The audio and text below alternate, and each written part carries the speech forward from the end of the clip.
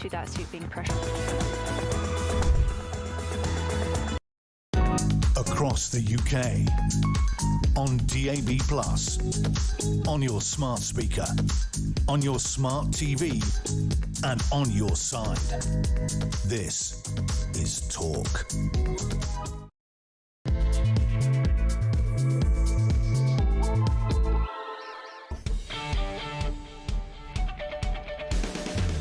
Hey, very good morning, my friends. Just gone 6 o'clock. We're live across the United Kingdom. What is it? Wednesday, the 29th of April, as the sun rises across London town. Hope wherever you are, Alarm Clock Britain, it's nice with you today.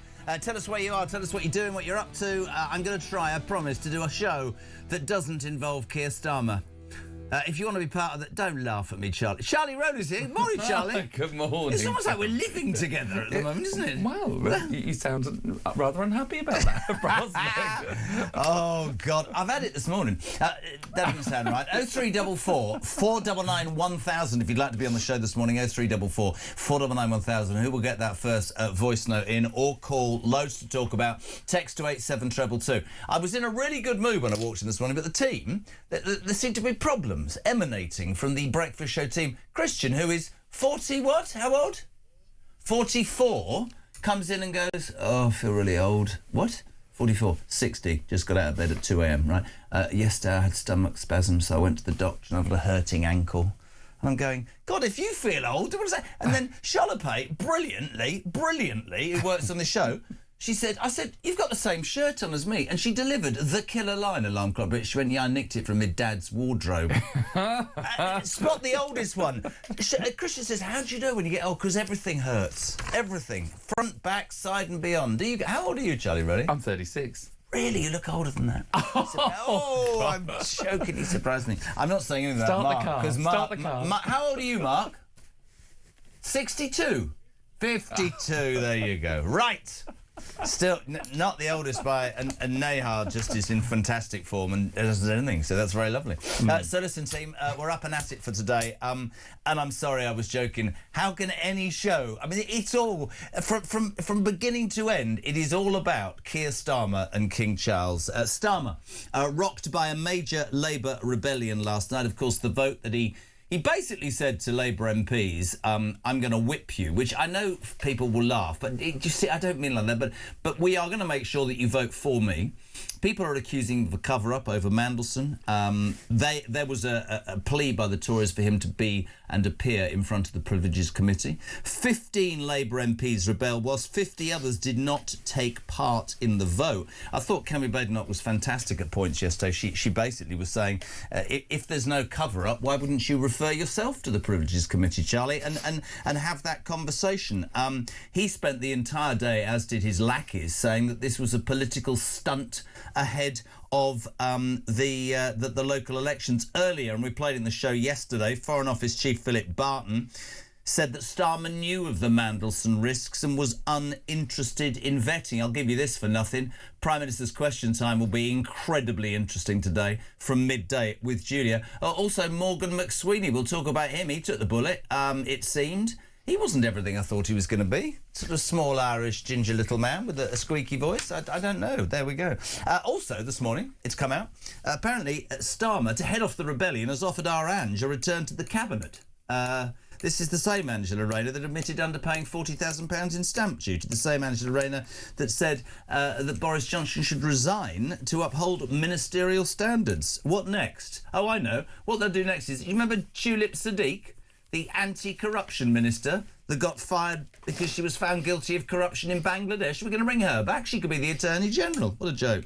And, of course, stateside, the King, I'm going to keep saying this today, the man's 77, the man has cancer. What an extraordinary example of the best form of soft diplomacy. Whatever we think about Trump, some good, some bad, I'm telling you this, Charles had him eating out of his hand last night. And if that is not a lesson to everybody, he talked in great detail, and it was all going very well until the new ambassador, I don't know if you've heard this story, my friend, the new ambassador to the United States, the one that replaced Mandelson, Christian Turner.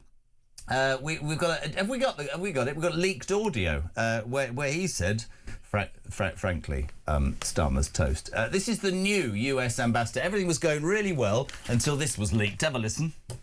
For me, that the furore, the scandal over Epstein, convicted sex offender, has gone right to the top of the British system, brought down, senior member of the royal family, British ambassador to Washington, potentially the Prime Minister, and yet here in the US, it really hasn't touched anybody. And I think that is an interesting question you should ask American lawmakers you meet about the different levels of accountability in our system. There's currently a move on the Hill to bring to account some of those senior figures, including Andrew Mountbatten-Windsor has been now called in to come and testify before Congress, and he's announced before Congress. The first question I ask is, how many Americans are being called to testify before Congress when the Epstein files show a lot of very, very senior people, politicians, business folks, Bill Gates, all having a close association with it. Didn't really understand the last 10 seconds, but understood the first bit. He was basically saying that the scandal that brought down Mandelson Epstein was likely to bring down the Prime Minister. I think almost every single person in the United Kingdom agrees with that. 0344 499 1000. So Starmer, the Royals. Can I just play you a clip, though, from Trump, Charlie? Because have we got the bit about my mother had a crush? That's my favourite line. It's coming. Did you see him? Because he love him or loathe him. I mean, he managed to turn round and say, just watch this. In everything that's going on, everything's really serious. This is what the Donald says to King Charles. Brilliant. She really did love the family, but I also remember her saying very clearly, Charles, look, young Charles, he's so cute. It's my mother. My mother had a crush on Charles. Can you believe it? Amazing how... I wonder what she's thinking right now. Well, obviously nothing, because like my mother, she's dead. But 6:10 in the morning, 0344 499 1000. Charlie Roddy, good morning. Good morning, good morning, good morning. Where should we start? Should we start yesterday on the show? Of course, you were with us as we watched Sir Philip Barton, I thought subtly stick the knife in. And then we saw Morgan McSweeney, and then that vote last night. What's your view?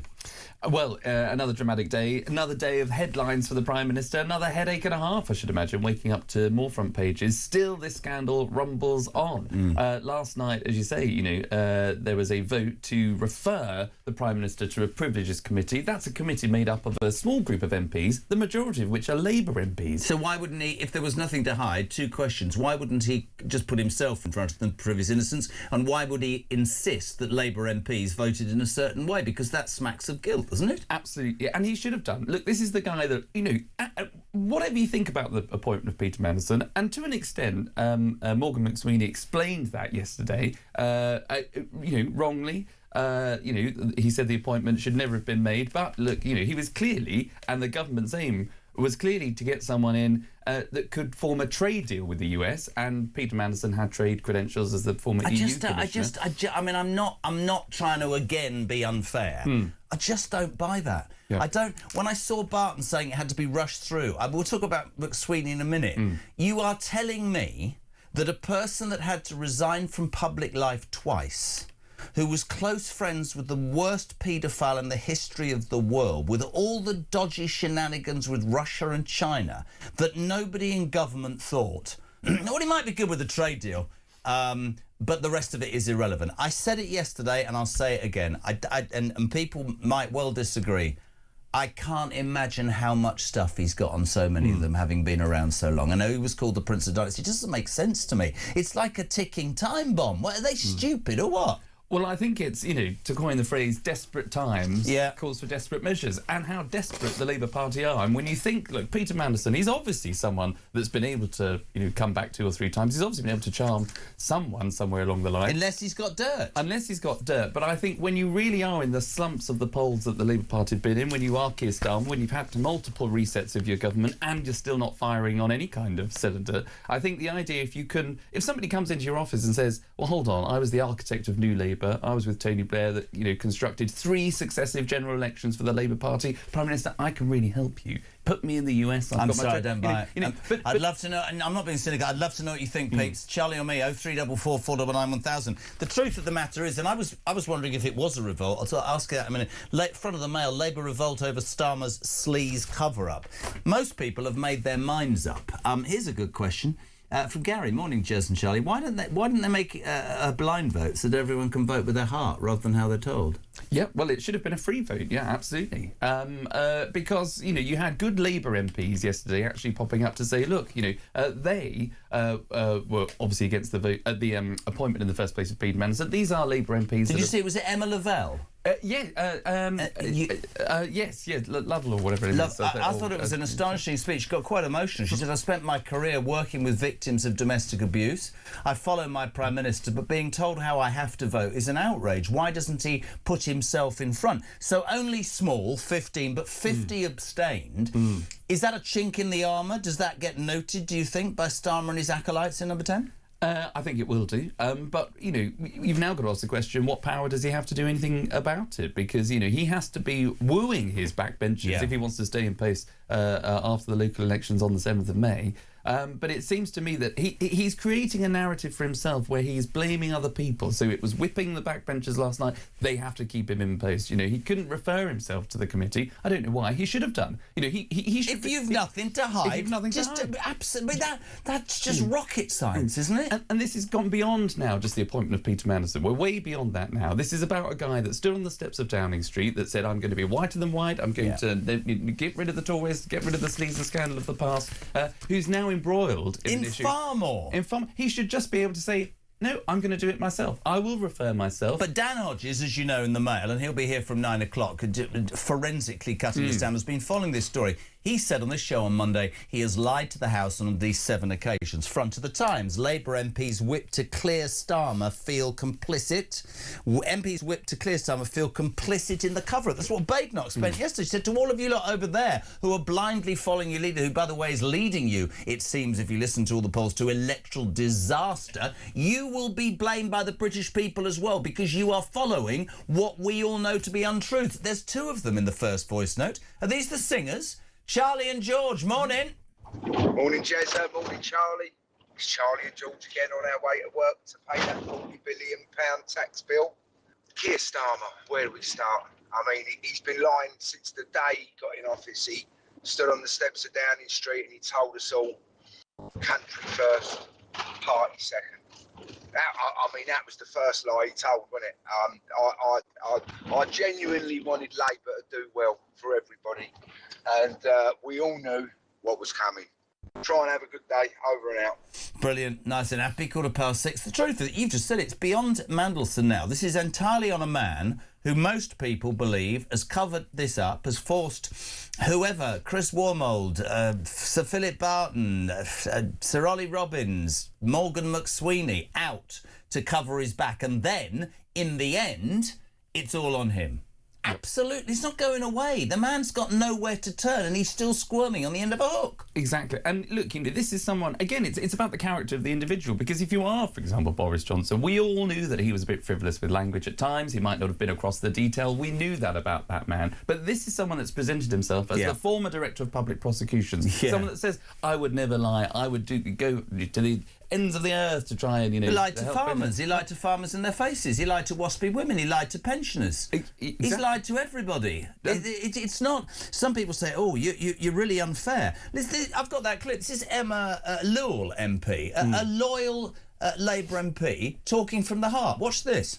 I feel the way that today's vote has been handled by the government smacks once again of being out of touch and disconnected from the public mood. The fact that MPs like me are being whipped into voting against this motion is, in my view, wrong, Mr. Speaker. And there were many that felt like that. Can we talk about Morgan McSweeney? And I know I wasn't being disrespectful, but I always imagined somebody. I mean, at least when Mandelson was at the top of his game, we didn't know what he was like. There was a sort of presence. McSweeney sat there in his cheap suit. He looked very nervous as well. And one wonders what he was promised to take the bullet. Is he being offered an ambassadorial role or a knighthood or something? Of course, is his wife an MP? She is. She's a whip as well. She's a Labour whip. She's in the whip's office of the Labour Party. There you go. Interesting. So what did you make of his testimony? We saw Philip Barton quite forensically doing what all civil servants do, which is he was really not taking any responsibility. But actually there were a couple of things that he said that sort of struck. He said the Prime Minister accepted the risks, and the word I'd say about betting is uninterested. Which isn't a word, it should be disinterested. But what did you make of Morgan McSweeney? Well, I thought he cut himself as a you're right. Someone that didn't give off the aura of someone that was all in charge of Number 10 as the Chief of Staff. He didn't appear to be someone that had the ability to be the enforcer for Number 10 and for the Prime Minister. But I think you're right. I think he was probably quite nervous. I think he'd been in the spotlight. Obviously, he has been for a long time. I mean, he's a victim of phone crime as well, don't forget. Yes, it's impacted on his life, because he was walking down the road with 2 phones, and one was taken, which happened to be the government one, and that didn't have the I can find the messages, and then he phoned the police, but he got straight through, which is quite interesting. But he didn't say I'm Morgan McSweeney and I've lost a vital piece of information about national security. He didn't mention his name or the phone or where he was. No, I mean, we have to have a degree. Quentin Letts, who I used to speak to loads, I can't afford him anymore. He's just a legendary. Have you read his column? He said, Labour's chief poisoner proved an underwhelming tiddler. A shaking bag of nerves in a suit, surely, from M&S schoolwear. That is absolutely brilliant by Quentin Letts. 0344 499 1000, text to 87222. What do you make of Starmer? What do you make of the whole cover-up? We're here today. I mean, Prime Minister's question time will be spicy. Julia will be on that. He's privately offered Angela Rayner why did I do that? A return to Cabinet, an apparent attempt to head off a leadership battle. Yes, the same woman who hasn't paid her tax. And yes, all sorts of people have questions. But what is next? As I said, we're going to bring back the anti-corruption minister who's been charged with corruption. We'll bring Louise Hay back, the Transport Secretary. Oh, I nicked her phone. No, it wasn't nicked. Oh, I'm not sure. I can't remember. I mean, honest to God, what are they like? And anything's possible, because we're reading stories about Rachel Reeves might be, moved on somewhere because, she's taking the fault now, all the blame for all the government's woes. Well, I mean, she's toast. She knows that she's inextricably linked to Starmer. Exactly. But, the idea that you can, we'll get rid of David Lammy, no bad thing, but, to bring back Angela Rayner, who's still got this tax affair issue hanging over her head, we'll get rid of Rachel Reeves and we might make Ed Miliband Chancellor just to sort of shore up the left. But why? That is blaming other people for the mistakes that are being made at the very heart of Number 10. Do you know what I find most frightening is the people that say, I mean, and I get it, but some people say, it's really not right. He's useless and whatever, but the opportunity to bring, I mean, anybody else would be worse. So I can't stick with this man for 3 years. If you stand by what you said about Johnson, which turned out to be correct, there you are, correct. And I was a massive Berger fan. He was right. You have to live or die by what you say, don't you? Well, and the one person that we don't talk about very often is Ed Davey. And who? Ed Davey, leader of the Liberal Democrats, who... was he dressed up as John Travolta again? Because he did during the... Do you remember that? Left his last rally after the last election just as John Travolta with somebody next to him as... what was she called, the other part of the thing? Olivia Newton-John. Oh, yeah. Honestly, do you not remember that? Well, I know he said in comments yesterday, he said, I don't, you know me, I don't like stunts. And everybody sort of roared with laughter, thinking... Sorry? You are the man that does stunts the whole time. Exactly. But to be fair to him, he said, go back to this time a couple of years ago, when we were having this debate about Boris Johnson, he looked back at his old speech and he looked at the speeches of Keir Starmer, and they were identical almost. Have we got that clip from yesterday, that amazing clip that showed what the Tories put out about the liar thing? We'll get this, because... this is absolutely brilliant. But while we look for this, I just want to read, because I don't quite know how to respond to the third. I'll read you 2 normal texts, and the third one, I don't know what to say. Damon in Wigan, good morning. Fabulous Charlie. So spineless and gutless, Keir Starmer has been running around whipping his own MPs, doing all he can do to save his own skin. Morning to Mick says the most entertaining part of the King's visit to US is watching Yvette Cooper trying to look important with her exaggerated insincere smiles and inability to shake somebody's hand. I'd like you, Charlie Rowley, to respond to this from Emma Andrews. Morning, Jez. You asked what we're up to. I'm on my way to pick up a flask of frozen horse sperm for our precious mare, and I'm travelling from York to Whitchurch since 5 a.m, listening to you always. A frozen flask of horse semen. Well, yes. Is it a long journey from York to Whitchurch? I've got no idea. Why is it frozen? Will it defrost in the time? I mean, we could have... if you tuned in right now to hear defrosted horse semen, what would you be thinking? Let's get back. Let's get back to the similarities that he now faces. And Ed Davey, to be fair, from the Liberal Democrats, made this point. This was put out by the Tories yesterday. I don't know if you've seen. This is brilliant. Have a listen, my friends. Prime Minister resorting to lies. The Prime Minister lied. He lied to this country. If he misled Parliament, he must resign. It's no good him trying to blame politicians in general. There's one person at the centre of this. Look, there are only two possible explanations. Either he's trashing the ministerial code, or he's claiming he was repeatedly lied to by his own advisers. Come off it. The public have made up their mind. I think the facts speak for themselves. He then lied about what had happened. The Prime Minister lied. I genuinely think now that it's in the national interest that he goes. The ministerial code says that ministers who knowingly mislead the House should resign. Why is he still here? I mean, you could literally put Kemi Badenoch saying that, couldn't you? Absolutely. And that is everything that he said. The Prime Minister was saying about Boris Johnson all those years ago when he was leader of the opposition, Keir Starmer was leader of the opposition. Now, the Prime Minister, in my view, has misled the House because he came to the House of Commons and said that there was no pressure applied on this Peter Mandelson appointment whatsoever. Now, he backtracked a couple of days later by saying, well, there's different kinds of pressure. But on the record, at the dispatch box, in the Commons, he has said no pressure was applied whatsoever. Well, two very, very senior civil servants, Sir Philip Barton and Sir Ollie Robbins, countered that. They said, no, there was pressure. Daily phone calls from the private office in number 10 to the Foreign Office. Sir Ollie Robbins lost his job over it, which now seems to be like, you know, the taxpayer will be forking out an employment tribunal claim there.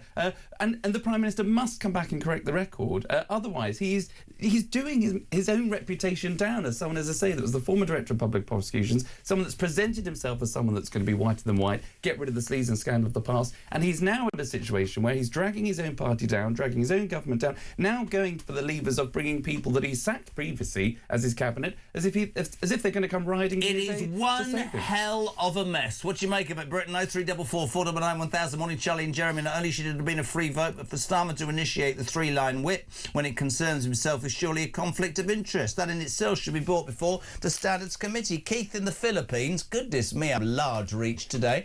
Uninterested, Kyle, means not interested. I thought the word was disinterested. I didn't know there was an uninterested. I'll take that. Pete's not happy with me. He says, like you, me old mum is dead, but I'd like to think she's looking down on me from somewhere. Have a bit of faith. Yeah. Morning, Andy. Morning, Jeremy. It's Andy from Hull. So Keir Starmer's excuse for not wanting this vote is because there's far more important things to be getting on with. So, OK, then we'll give him the benefit of the doubt. Why should we? But we're expecting the next few weeks there to be lots and lots of things achieved by Downing Street, which he hasn't done so far, and to become really popular and save the day for Labour. Is that what he's going to do? Is it? All right, yeah, believe that when I see it. He must think we're stupid. The guy is a weapons-grade turbot, nothing more. Off he pops, he needs to go.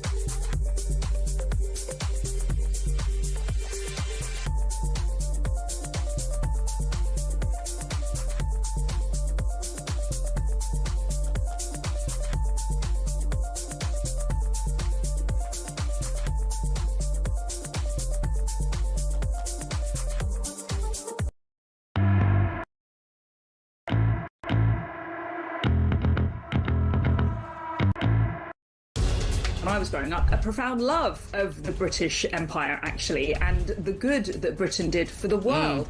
And yet, to have that view today seems more of an exception than the norm. Over the past week, I have been living on the coast of Belgium. Small boats leaving the Flemish coast to go to England. So far, 20 small boats that have left the Belgian coast to come to England. When they saw that drunk woman at 5:45 a.m. in the morning, they just felt... Across the UK, on DAB+, on your smart speaker, on your smart TV, and on your side. This is Talk. Welcome back. We're live across the UK. It is, of course, Talk Breakfast, the home of common sense and the home of the alarm clock. Brett, what are you up to this morning? We've got an update on the horse sperm story. Sorry, I know this is weird. Emma Andrews, big fan of the show, is travelling, I can't remember where, anyway, somewhere to Whitchurch, and she's got some frozen horse sperm for her mare. She's been on the road since fun. She said, "You two are so funny. It's 140 miles, but the sperm is in liquid nitrogen." Well, now we know. Who knew? 0344 499 1000. Stephen Peel, I'm getting a right old pasting this morning. You're a complete idiot, Kyle. Of course, uninterested is a word. For goodness sake, you're supposed to be a bloody journalist. Disinterested most often means not biased, whereas uninterested simply means not interested. It's not difficult, you total... not a particularly nice message, but I can handle that. I've had worse. Well, there we go. Did you know there was a word uninterested? I thought that there might have been. Oh, you are such offensive. You must have. What are they? What do you get? Wooden bits in you? What's that? Splinters. You must have splinters in your body. Morning, Maggie. She says, "JK and the gorgeous Charlie. I've noticed McSweeney used the I don't remember, don't recall card. Just it's funny how amnesia steps in when being questioned. He thinks we are buying his response. We're not. We see you, McSweeney. We see you." Yeah, and it's interesting. He tried also to sort of say, look, during a reshuffle that was taking place, Peter Mandelson might have been in the building. He was in the Cabinet Office to begin with. He came through the link door. There's a connecting door between the Cabinet Office and... He was photographed the day of the shuffle. He was in there, but, I didn't see him. He might have messaged... everybody messages me. I get lots of advice all the time for lots of different people. Oh, sorry, can we just rewind? Did anybody jump in at that point and say, did those people message the phone that you managed to lose, or was your personal phone? I don't think it was picked up on until a bit later on, but Thornbury's having a moment, isn't she? Dame Emily Thornbury. Let's not forget something. I read this last night. Love her or loathe her. She was one of Starmer's henchmen all the way through and then was ditched for Lord Hermer. Everybody got the job they were supposed to get. She wasn't. She was given this plum role as sort of lead chairperson of this Foreign Affairs Select Committee. I get the distinct impression she's enjoying herself. You get that impression, yes. She's, I think, enjoying the attention, but also the occasion of holding this government to account, where she might have, as you say, once been a part. But you're right, every other cabinet minister that was in a shadow position before the election got the job. Except for her. She made one mistake, I think, during the election campaign by being, quite frankly, honest with the British public. Heaven forbid. Heaven forbid. An MP actually says, look, if we do increase a 20% cut in VAT on private schools, then there will be an increase in the number of people in state schools, and therefore school classes in some schools might go up. Well, that was, she was never seen again after that. But the reality is very much what she said. Pete, good morning. Good morning, Jezza. Starmer to even consider putting Mandelson into that job was dodgy. I mean, you know, when you think about it, the man has a past going back over decades. He shouldn't have even been offered the job as a toilet cleaner. Surely Starmer must have known that at some point this is going to come back and bite him in the backside. Have a nice day. But that's my point. Yeah. I mean, we can sit here and do another 2 weeks of shows and say what's going on. Either, right, he's that unswitched on, doesn't care about the public, or either doesn't get it, or there's got to be. It's too stupid. It's like saying if you walk into that room, it's on fire. If you drive in that car, the brakes aren't working. It just doesn't make sense to me. Yeah. It doesn't. Keith in Nottingham says, "Morning, Jez. In another life, you could have had Starmer in front of a studio audience and read out the results of a lie detector. However, in this case, we all know the answers before you open the envelope. Maybe Starmer should have some backstage time with Graham." Wow. Let's get Graham on the show. Oh, dear God. Morning, Jeremy. Last night on Peter's show, what shows that? Oh, Peter Carver, sorry, yes. A caller brought up a really interesting point. That is, if Starmer insists that all procedures were followed, then why at least did 3 people have to lose their jobs? That's a really interesting point.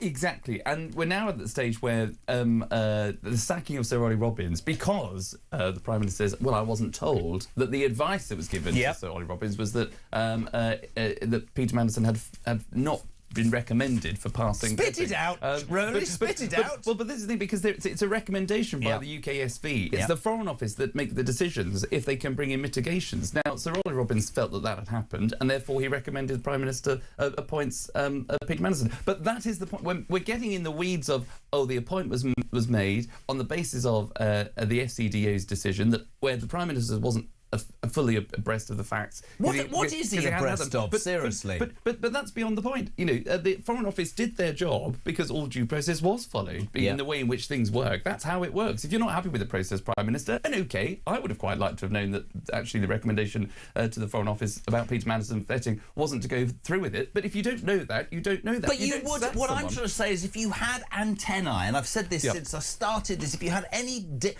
joke about the old chef, if in your DNA you had the ability, the political nous, to smell out trouble and not actually walk towards it every day, something in your head would have gone, I've fought all my life to get to this job. Mandelson's, there's so much, this is gonna bite me on the backside, but nothing, just this. And when you see him interviewed, which infuriates me, I can't work out whether he's totally dismissive of us, Alarm Clock Britain and working Brits, or he thinks he's superior, or he thinks he can get away with it. But I come away from them thinking, you don't get it at all, man. You don't get it. No, I think he thinks that he is just a very, very clever lawyer that's very proud of his history as being Director of Public Prosecutions. He feels as though he's changed the Labour Party. He feels that he's won this great big election as he did 2 years ago. He did, and he's absolutely stuffed it right down the toilet. Absolutely, but it has failed, I think, to pick up on the fact that actually, OK, you were quite popular in a couple of years ago, only because... What, me or him? Sorry. You're always popular. Well, no, I don't think I am. Mr. Peel thinks I'm a... What he did, yes. But Keir Starmer's only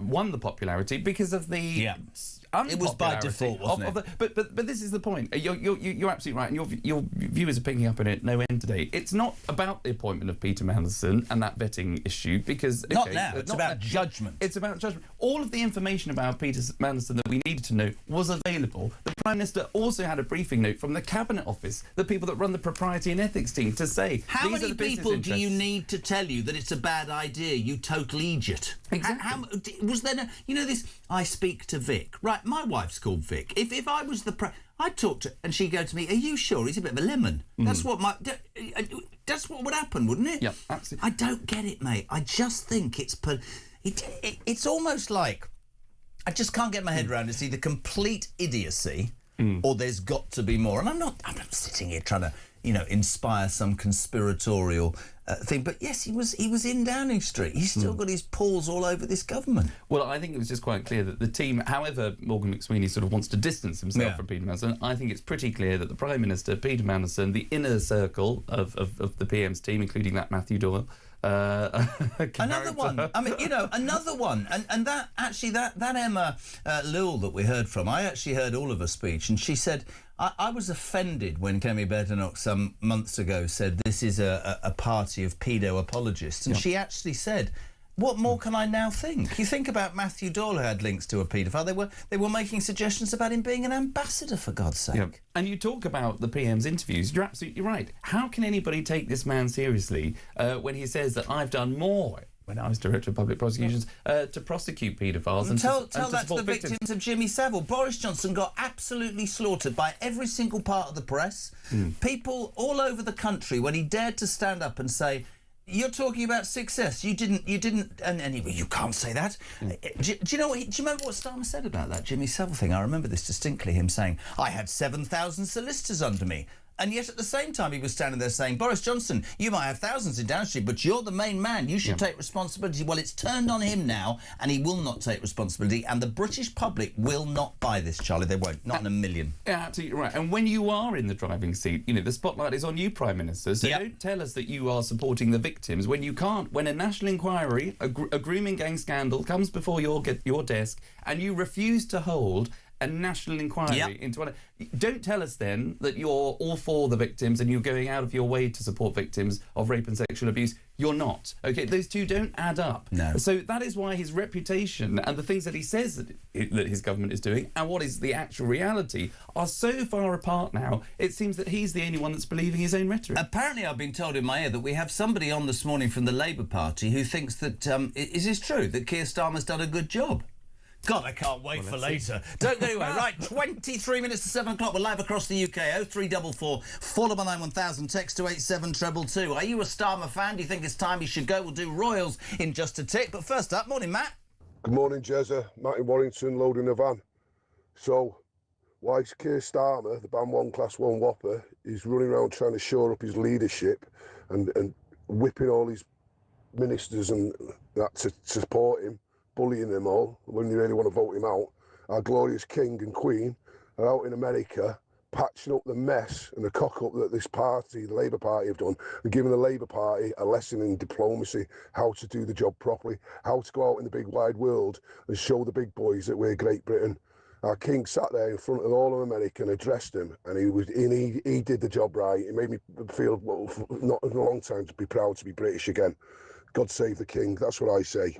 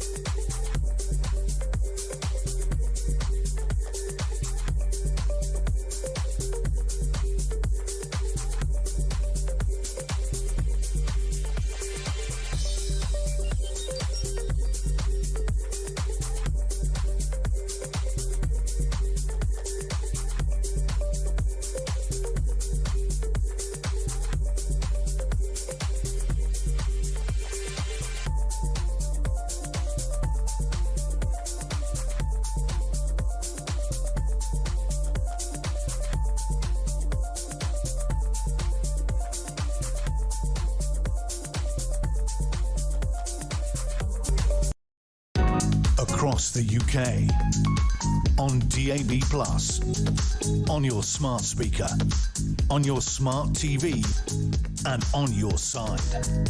This is Talk. You don't want to miss Julie, because at 12 o'clock, Prime Minister's Question Time is going to be utterly, utterly spicy. I've got some breaking news, Charlie. I say breaking, we've heard this on the grapevine. This is extraordinary. Apparently, we're hearing from sources that there could well be a reshuffle on the cards in about a week's time, in an attempt, I guess, by our Prime Minister to move the news agenda on. This will be phase 23 or 24. This happened in September. This is Starmer in September, having been found out for some other lie, allegedly. He decided to rephase the whole government. Then have a listen. Summer's definitely over, and this morning we've got all the number 10 staff together and talked through what phase 2 of the government is going to look like and feel like. So we go into phase 2, 1st of September 2025, in good spirits, confident and with conviction about what we're doing. It needs a more powerful number 10, so we've added to the team with some really important new members. I made a number of other changes, but this is about focus on delivery now, marching forward to the next phase of government. The biggest recruitment in phase 2 was Peter Mandelson, if we're being absolutely honest. That didn't go very well, did it? Because it started in September and it was for January. That was phase 2. So if there's a reshuffle, maybe Ange will be brought back. I've no idea. Keep your enemies close. And no, is it your friends close, your enemies closer? Yeah, that's why I have you on every day. Because I know you're after my job. Rubbish, man, right? Again, people aren't going to go... If you... I guess there's obviously local council elections, we have to be very careful, but I guess if you're out in the streets at the moment, whatever your political persuasion, people are concerned about their roads, their taxes, their cost of living, paying bills, fuel, holidays, rape gang inquiries, just everything that matters to British people. People who work hard. You know, I don't get it. Working Brits. Absolutely, and that's why, and you will get, not just Labour MPs, but all MPs from across, the entire political divide say, look, people want to talk about all of those issues, and the government will want to talk about those issues, and of course they will want to talk about that, and they should talk about that, but nobody can listen to those arguments, and nobody would believe those arguments if you've currently got a Prime Minister that's stuck in the mud here when it comes to either misleading the House, or when it comes to propriety and ethics, when it comes to making the decisions he's made, when appointing the people that he's made, sacking everybody left, right and centre. It's only going to work. To me, it's only going to win one way, and we're sort of stuck in... I nearly said libido then. What? Limbo. Libido. I looked at Charlie and went, we're stuck in libido. Oh, dear love. You're thinking about that horse again, aren't you? Thank you. Morning, Lee. Morning, Jezza. Lee from Scarborough, in his van, veteran. Well, I have no faith in politics anymore. What a farce. What a cover-up. Mandelson, in that job? Really? What an absolute joke. Politics, I just have no more faith in politics. Roll on the election. Let's get this man out. Couldn't agree more. Morning, Jeremy. I just love the Jezza and Chazza out. You could make this a permanent slot on Talk. Well, I think it is every Wednesday, isn't it? Well, there you go. They want more. Pete from Southend. Disinterested means you don't have a horse in the race. You're not invested in the subject. You have a financial interest. Honestly, all right, uninterested is a word. Cliff in Berkshire. The problem with some of our most recent Prime Ministers is that their egos are far bigger than their abilities.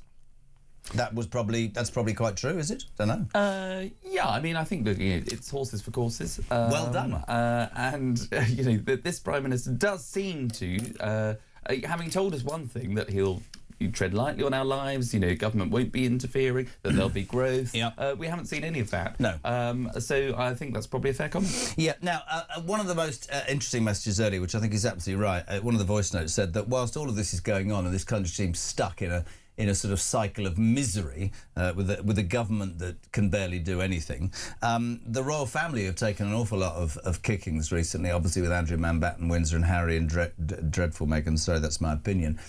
What the King's managed to do in those few days in America is unbelievable soft diplomacy. He seems to have worked his magic on Donald Trump. The US president has said that Americans have no closer friends than the British. As he hailed the strongest and deepest of roots last night, the King delivered a speech at the White House dinner and then also Charles went to Congress and had 12 standing ovations. Highlight for me was when Trump went, my mother had a crush on you, Chaz. Let's speak to our... Oh, is he royal correspondent today? So not racing, because I was going to ask him about the horseman. Rupert Bell, good morning. Good morning, Jeremy. Somebody's got to sort your light out, man. I feel like I'm phoning you in heaven. Are you all right? I'm absolutely. I always feel a bit washed out, but I've had 3 days on a golf course, so while keeping it. Well, I've been playing Birkdale, Lytham, and Formby. So Lytham, of course, announced as the British Open course in 2028. Donald Trump. Before we talk Royals. Your brother, people might not know this, you don't know this, Charlie, do you? His brother is a very, very well-known trainer, Michael Bell, trains for the late Queen and now the King. We had a voice note from a woman this morning who said she'd been up since 5 because she was driving. Did you hear this? You didn't, did you? No, she was driving 140 miles with frozen horse sperm for her mare in her stables. Charlie wanted to know if during the 140 miles this would indeed melt, to which she gave us the answer. Now, if you know anything about horses, what was the frozen sperm carried in? I've no idea. This wasn't on my bingo card for an early morning conversation, I can assure you. Nitrogen. It nothing to do with us. Nitrogen. But it's quite a normal process, that. It's quite normal. They use it for cattle, all sorts. Frozen sperm in the animal world is quite normal. And there you have it from our royal correspondent. What a lie. Actually, the three of us are probably the strongest of royals, and I know that the royal family have taken a pasting recently, Rupert, with much demand for greater transparency and everything that has been Andrew Mountbatten Windsor. But by the way, what a fantastic job our King is doing stateside, my friend. Absolutely, and this sort of soft diplomacy, just going about it. This is probably, in many ways, the most important 4 days of his reign. something that really cements his status, moving on from the late Queen and showing that he is a force for good for this country, because he has got President Trump, it seems, eating out of his hand, putty in his hands.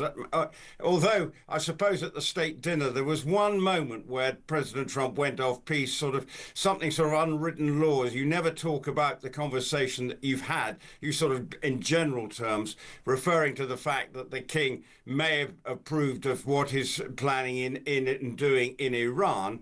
That is sort of never something normal happen, and perhaps that's President Trump unable to completely restrain himself. But overall, it has been so far a success. Just what the royal household wanted. They didn't want any sort of dramas, sort of a sideshow, a soap opera element, and they just wanted to see the king getting, as you say, all those that applause and standing ovations in Congress with a very good speech. Also, that was a funny line about you could have been speaking French if it wasn't for us back in the day. Obviously, he's there to celebrate. I want to play this. I want to play this clip because the one thing that we should say, he's 77. He is ill. When he just, the approach has been extraordinary. You can see the little cheeky grin. Even when Trump said, my mother had a crush on you, he looked shocked and then he was just doing, you carry on. I think he's got Trump exactly where he wants him. I think he allows him, but then every now and then I imagine in private he sort of brings him back. But this was great. The King talking about the French. Have a watch. Indeed, you recently commented, Mr. President, that if it were not for the United States, European countries would be speaking German. Dare I say that if it wasn't for us, you'd be speaking French.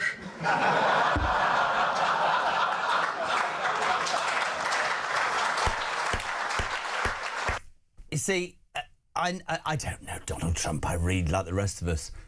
He'll love that, won't he, Rupert? Do you know what I mean? You can. I've always thought somebody like Trump you have to face up to. You have to be strong in the face of. I don't know. Maybe I missed the point.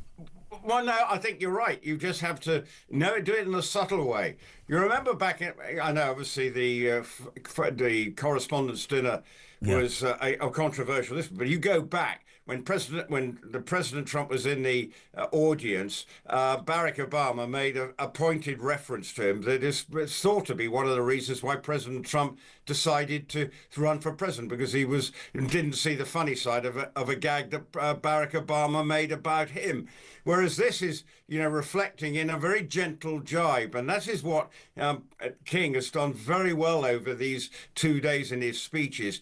And actually, the Congress speech actually is quite political in the sense that he's saying you've got support Ukraine, the significance of NATO within the world framework, the importance of Europe and America working together. So it wasn't without political references. And bearing in mind that speech would have been approved by our government, it has to be, because that was, when you're going to something like that, he's would they write it, Rupert, or would they tell him what they wanted in it? How would they do that? I think, well, there will be discussions as to the tone of it. The King is there to do his government's bidding. That is the point. He's not there as our, Prime Minister. He's there representing the British government, Britain as a whole. And so he's got to reflect the views of his government, whether we agree with them or disagree with them. That is his primary function and the significance of the royal family. But this one is so important from a global point of view and representing Britain. And he did it done it magnificently so far, that has had President Trump, as you say, who it's been discovered has been related to the King from way back when. So that will make him feel even better that he's got royal DNA. I'm not sure about that, because I once saw a programme with Anton Deck who ended up being cousins. I think everybody's probably related to each other, and if you did a show like I used to do, I think everybody probably is. Can I just say, it sounds really weird at 60 to say this. I used to stick up for the then Prince Charles an awful lot, saying that, whilst your destiny in life is simply and will only happen when your mother dies. If you open your mouth, you're interfering. Whilst you're waiting, if you say nothing, you're a waste of space. I think he's really come of age as a king over these last 2 days. I think he's shown himself, as you quite rightly say, Rupert, to be his own man. I think he's handled it brilliantly. I would imagine that this will do more for the royal family positively than almost anything. I mean, I'm getting messages from people now that I would never saying, wow, he could teach many people in public life, starting with the cabinet, to be fair, an awful lot. And I think for royalists like us, I think that's refreshing to hear. Absolutely, and I think it is important because you can say, well, what do you have in replace the system that we have in this country? You know, what is the point of the royal family? This is the point of the royal family. It enables us to go on the global scale, pomp and ceremony, Americans falling all over themselves to be part of it, see it. You know, that is the point of it. It's not it represents the best of Britain. Let me read you an email, because a text you and I have to deal with good and bad. Richard in Leicester says, your king got 12 standing ovations from the Americans whilst letting his country fall to its knees. Well done, King Charles. You lot at talk are so blinkered. How would you answer that, Rupert? Well, how else do you think Britain are going to go onto the global stage if we don't have something that actually is attractive to people? You know, and the Americans and President Trump, he's falling over himself to put on the best dinner, turning the White House into looking like an English garden. It is the best of Britain. Absolutely. Look, he can't do anything about what's the political system in this country. That's not his role. He is there as the head of state to do his government's bidding. Whether, you know, and if this country, whatever we think of the government of the time, that the king or the late Queen had to keep their thoughts to themselves and just go on. And that's why you have the opening of the Parliament. There he is reading what his government is going to do in the next session of Parliament, whether we, as I say, agree with it or disagree with it. It has been the system in place, and here he is going out representing Britain, trying to smooth over the troubled waters. But trouble is, what we do know is that as soon as he goes, President Trump will moon on and then maybe have every chance that it'll be starting the slings and arrows between him and Keir Starmer will be back to the fore again. And, you know, once we have the elections next week, and if it's as predicted, you know, maybe the Labour government take an absolute shellacking at the local elections, is what people are suggesting, then we'll see President Starmer wade in with further... not President Starmer. President Starmer! That's a Freudian slip, if ever there was one. But anyway, President Trump will be starting again to sort of put his penny's worth with regard to what he thinks about the British government, which he's not frightened of saying. But I think overall, if you just look at what's happening so far over these 2 or 3 days, the king, you know, even if he's feeling a little bit under the weather, my goodness me, he's hiding it. He'll be going over to Bermuda at the end of the week, I think, for a couple of days, again, representing Britain, but which will seem like a welcome relief, because this is an intense 4 days for him, representing this country with a spotlight on him like never before. Rupert, absolutely spot on as ever, my friend. Thank you so much. Really good to hear from you. Rupert Bell Talks royal correspondent. Spot on about what an amazing job the King's doing, Charlie. Absolutely. And what a very apt name, Rupert Bell, because the gift that King Charles gave to Donald Trump was a bell. Why are you doing that with your hand? What sort of... He gave him a bell? Why did he give him a bell? As a gift. It was from HMS Trump. Don't ever say H. I can't have H. It's not H. Nobody ever says H. HMS. HMS Trump. You don't go... Jeremy, I'm uninterested. Oh, you disinterested boy. I'll tell you what might interest you is this. This is extraordinary. This is from Christian, if you hate this next bit. Birds in cities fear women more than men. This is research. On average, men were able to get 7.5 metres near an urban bird before they took flight, a metre closer than women. To establish which was more menacing, pairs of men and women were recorded walking straight towards birds, well, pigeons, starlings and other bird life in urban parks. The birds consistently allowed men to get closer than women. Well, there you are. So birds prefer men than other birds? Yes. Well, you know, there's... I don't know. I can't think of anything to draw a link between. What's the... Why? Yes, men and birds. Have you ever got within 7.5 metres of a bird? Not if I can help it. Oh, there we go. I love having you on. When are you on again? Next Wednesday. Tomorrow. Just come back every day. Just pop in every day. Fantastic of you. On a very serious note, just to finish, we've talked about this incessantly. We've only got a minute. Do you believe after the local elections somebody will move against Starmer or not? I think they will, but I actually think the person that has got the power, it is Angela Rayner, because if it is the case that he offers her a job back to Cabinet, she can refuse it.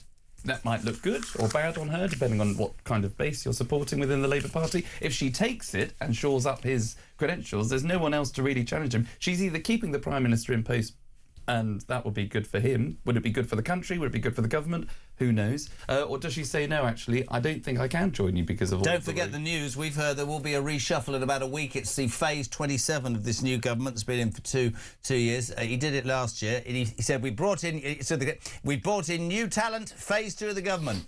He brought in Mandelson, and that's almost brought him down. Fantastic. We love you. Are you going home now? I am, yes. If you could do the washing, yeah? And hoover up. I'm having a kitchen delivered. I'm having a new kitchen. So, really? Let's see how that goes. goes. Are you putting it in yourself? No. Don't be ridiculous. You're not putting it in yourself? Not on this occasion. No. OK, well, there we go. We're live across the UK. Coming next, by the way, after the news at 7, massively important. Former Conservative Party leaders Ian Duncan Smith on all things are going on. 0344 499 1000, text to 87222. This is Talk Breakfast. We're live across the United Kingdom, and the news at 7 is next.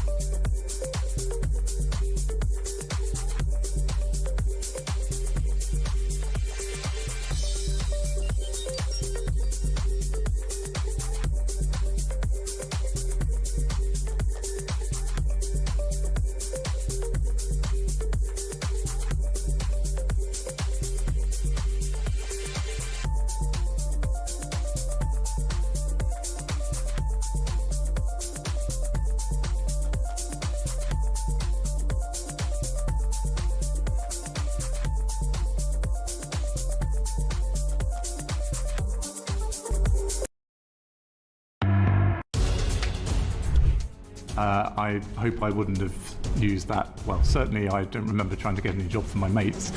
Can you get a job? Can you help get a job for ex's mates? But don't tell the Foreign Secretary.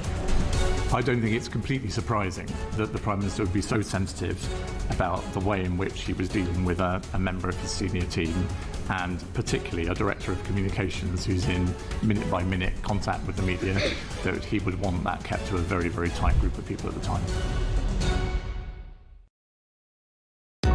Across the UK, on DAB+, on your smart speaker, on your smart TV, and on your side. This is Talk.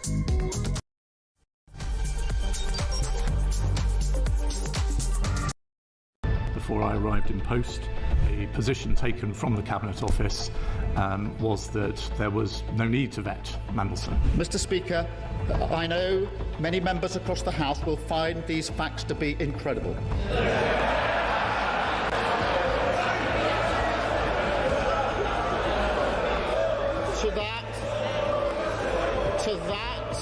To that, I can only say they are right. It beggars belief that throughout the whole timeline of events, officials in the Foreign Office saw fit to withhold this information from the most senior ministers in our system in government. This was not due process. Everyone knows the price of misleading the House. Will the Prime Minister finally take responsibility and go?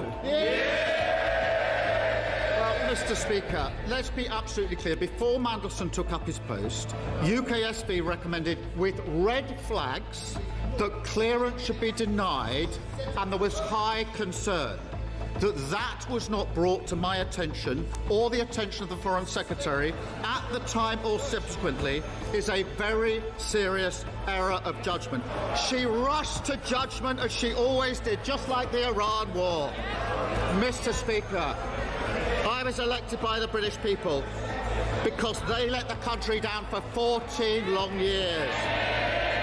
Whatever she says, whatever noise they make, nothing.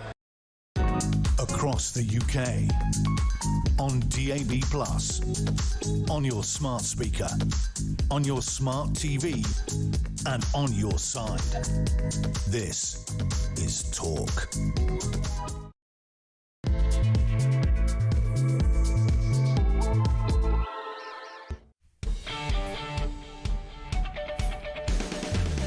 Welcome back and welcome along. Just gone 7 o'clock. We're live across the United Kingdom. You're very welcome to Talk Breakfast. This, of course, the home of common sense and the home of you, the alarm clock. Brett, don't know where you're at, don't know what you're doing, but you're very welcome to the show that says we want your views on the news of the day. 0344 499 1000. Voice notes, welcome. Live calls. You can text 87222. I'm sorry, it is all about Starmer and it's all about King Charles. Starmer, major rebellion last night. Over 65 or 70 people not voting in his favour.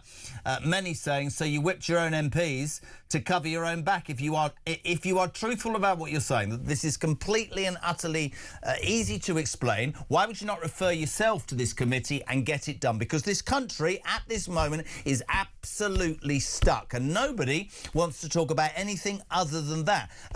Dan Bourne, Jez, every MP that voted in Starmer's favour has demonstrated they don't believe in scrutiny or accountability. Westminster is rotten to the core. Cliff in Worcester, brilliant coverage as ever. Starmer has shown that he has zero integrity, and to me, in essence, it's an admission of guilt of misleading the House to use that whip last night. I'll tell you what, Dan, this is a voice note. This is absolutely brilliant. Dan, good morning. Morning, Jezza. It's Dan from Kent. So, dictator Stalin flexes his muscles, if he has any, and forces his MPs to vote against an inquiry on himself. Find him a bit more time, but we all know he's toast. Now, you would have thought, Prime Minister, you could use the same tactic to force in policies that could help the economy, bring down welfare spending, stop illegal immigration, but you won't. It's a really interesting point, isn't it? You instigate a rule in the House whereby if you're the boss, you can, it's called a three-line whip. You can say to your MPs, you vote as I tell you or you'll lose your job. This vote is about whether he's covered up something, whether he's misled the House. Later on, we'll have Dan Hodges, who's been brilliant on this from the Mail, forensically cutting this to shreds. He said the other day on the show that Starmer has lied 7 times.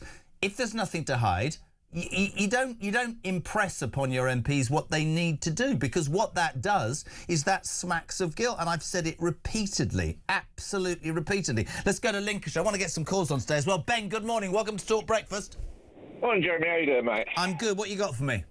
Oh, there's a bloody bunch of reprehensible idiots in Parliament. I mean, it gets even worse, doesn't it? So, how can you use the whip to force through that policy yesterday? The whip's there to force through policies that the public might not quite like, right? And yet there's the words fail me as to what our Prime Minister is actually playing at. It's just absolutely. But I mean, you'd have to look at it, and you'd have to say he is looking at self-preservation, which is maybe some people in politics will say that makes sense, but it doesn't make sense, as Dan quite rightly said on Voice Note, when in this country right now, whether people like this or not, this is not the rantings of some madman. We have a completely failing NHS service. We've got a border situation that is the embarrassment of the world. We have no military. There's world war everywhere and we're not able to defend ourselves. Law and order is out of the game. People shoplift. The police are nowhere to be seen. The education system's been hijacked by what I best describe as ideology. This country is not... And bear in mind that every single person who's listening to this and paying their taxes, everything's going up. Food, energy, whatever. Everybody's feeling the cost. Nobody can pay their bills. Nobody can save a penny. It's bloody hard. And in all of that, you want somebody, whatever their political persuasion, to stand in front of you and say, look, I get it. I'm going to do everything for you. We don't have that with this government. What we have with this man is, I'm going to do everything to save my own backside. That's not good enough, is it? Not good enough. Well, we don't have those politicians at all any longer. I suppose Rupert Lowe seems to have a lot of integrity, and I'd like to think he can go far. But that we don't have the big hitters. But I couldn't stand Tony Benn's politics, but the bloke had some real serious integrity, and those people don't exist anymore. You look back at that, and you look back, and I've had this discussion many times, and completely with you. Love her or loathe her, Margaret Thatcher had conviction. Love him or loathe him, in the end, Tony Blair had conviction. He had a vision. We don't have that now. I think we are beset by politicians who don't open their mouths until a focus group tells them what they should say or what they shouldn't say. They don't have it in them gutturally. There's a great word. In their guts to say, I'm going to read the room. I'm going to read the vibe. Listen, thank you, Ben. Great story. I'll tell you who is a politician of conviction. And I've said this before and I'll say it again. He should have been the Prime Minister of this country. Sir Ian Duncan Smith, a very good morning. How are you? Oh, we've got no sound. Oh, sorry. I don't know what we're doing. It's just one of those things. Are we going to have luck? I'll keep going. Oh, there you go. Here he is. You see, I mean, how could you have been the Prime Minister if you can't even turn the volume button on, Sir Ian? It's a long story, but anyway. My friend, thank you so much indeed. I know we're going to talk in a bit about this fantastic article you've written in The Sun, but I obviously, from a man of your experience, the offices that you've held, last night, so many of my viewers and listeners and so many of the media today questioning the validity of telling your MPs, you will vote to save me from standing in front of a privileged committee, despite the fact I've told you and the whole world there's no cover-up. They're all saying one thing. If there's no cover-up, why do you not refer yourself and put this aside so you can get on with dealing with the rubbish that's going on in this country, Sir Ian? Well, let's be, first of all, very clear about this. The Prime Minister faced, despite the whip, a major rebellion last night. Some 50 people abstained, and a number also voted against. And considering that they had gone into their evil arts and been whipping and bullying and threatening everybody, that they had to vote on what normally is an unwhipped motion. If somebody is being put forward to go to the Privileges Committee, it's meant to be for parliamentarians to exercise their judgment without government privilege. And therefore, can I ask you quickly, when it happened to Boris Johnson, was the Tory party whipped? No, and in fact there was no vote in the end because it was agreed that he should go through to the Privileges Committee. You know, it's a very simple fact of life. The government then at the time, they may not have been happy about it, but they were told essentially, your backbenchers think this ought to happen, and they did. They let it through. This is very typical about Labour. They were moaning and attacking us at that stage. But now, when the boot's on the other foot, they literally, brutally went after every single MP. Now, I happen to think that MPs should have the courage when necessary to rebel when you think the moment is right. But, you know, many of them were really pushed hard, and I know, and I talked to many of them behind the scenes. That notwithstanding, for 50 of them did not vote to support the government. Now, the government's saying, well, look, many of them were let off. No, because if you look at the following vote, the next vote on something completely different, they went back up to 355 votes, which meant they were in the House of Commons when they abstained, which means they came back to the House of Commons to not vote for the Prime Minister. So that was a rebellion. So it's the biggest rebellion they've had, and I have to tell you, it means that Starmer really is now, I think, days to do. Can I ask you, you know, yesterday we saw the other Foreign Office Mandarin, Sir Philip Barton, who left his post, replaced by Ollie Robbins. Ollie Robbins last week saying, you know, I was just told get this done irrespective. I think Barton yesterday said that there seemed to be, Number 10 was uninterested in the vetting process. They wanted this done. Then we saw McSweeney. I don't know if you heard, did you read Quentin Lett's description of McSweeney? It was extraordinary. I haven't had a chance to read his one, but I did have to say that I thought this whole thing was obviously stitched up before he even went in there. But there was no gravitas, and people aren't buying it. My question to you is, I've always been. Let me read this to you. You love this, Ian. Quentin Letts. Labour's chief poisoner proved an underwhelming tiddler, a shaking bag of nerves in a suit surely from M&S schoolwear range, which I thought was fantastic. Yeah. Well, that's. I'm afraid that's what politics now too often has come to, is those behind the politicians advise like mad, and yet they've never been through life. I always think that the best advice you get is from people that have lived a hard, tough life and know what it's like to be down, know what it's like to be up, know what it's like to take tough decisions. You know, my father fought all the way through the war, 5 gallantry medals. His advice was the advice I almost always went to when I wasn't sure, because the guy had been in combat for 5 years and got through the other end. And I mean, that sort of advice is proper advice, not some bloke that's never taken a risk, never taken a big decision, never fought anybody for any particular reason.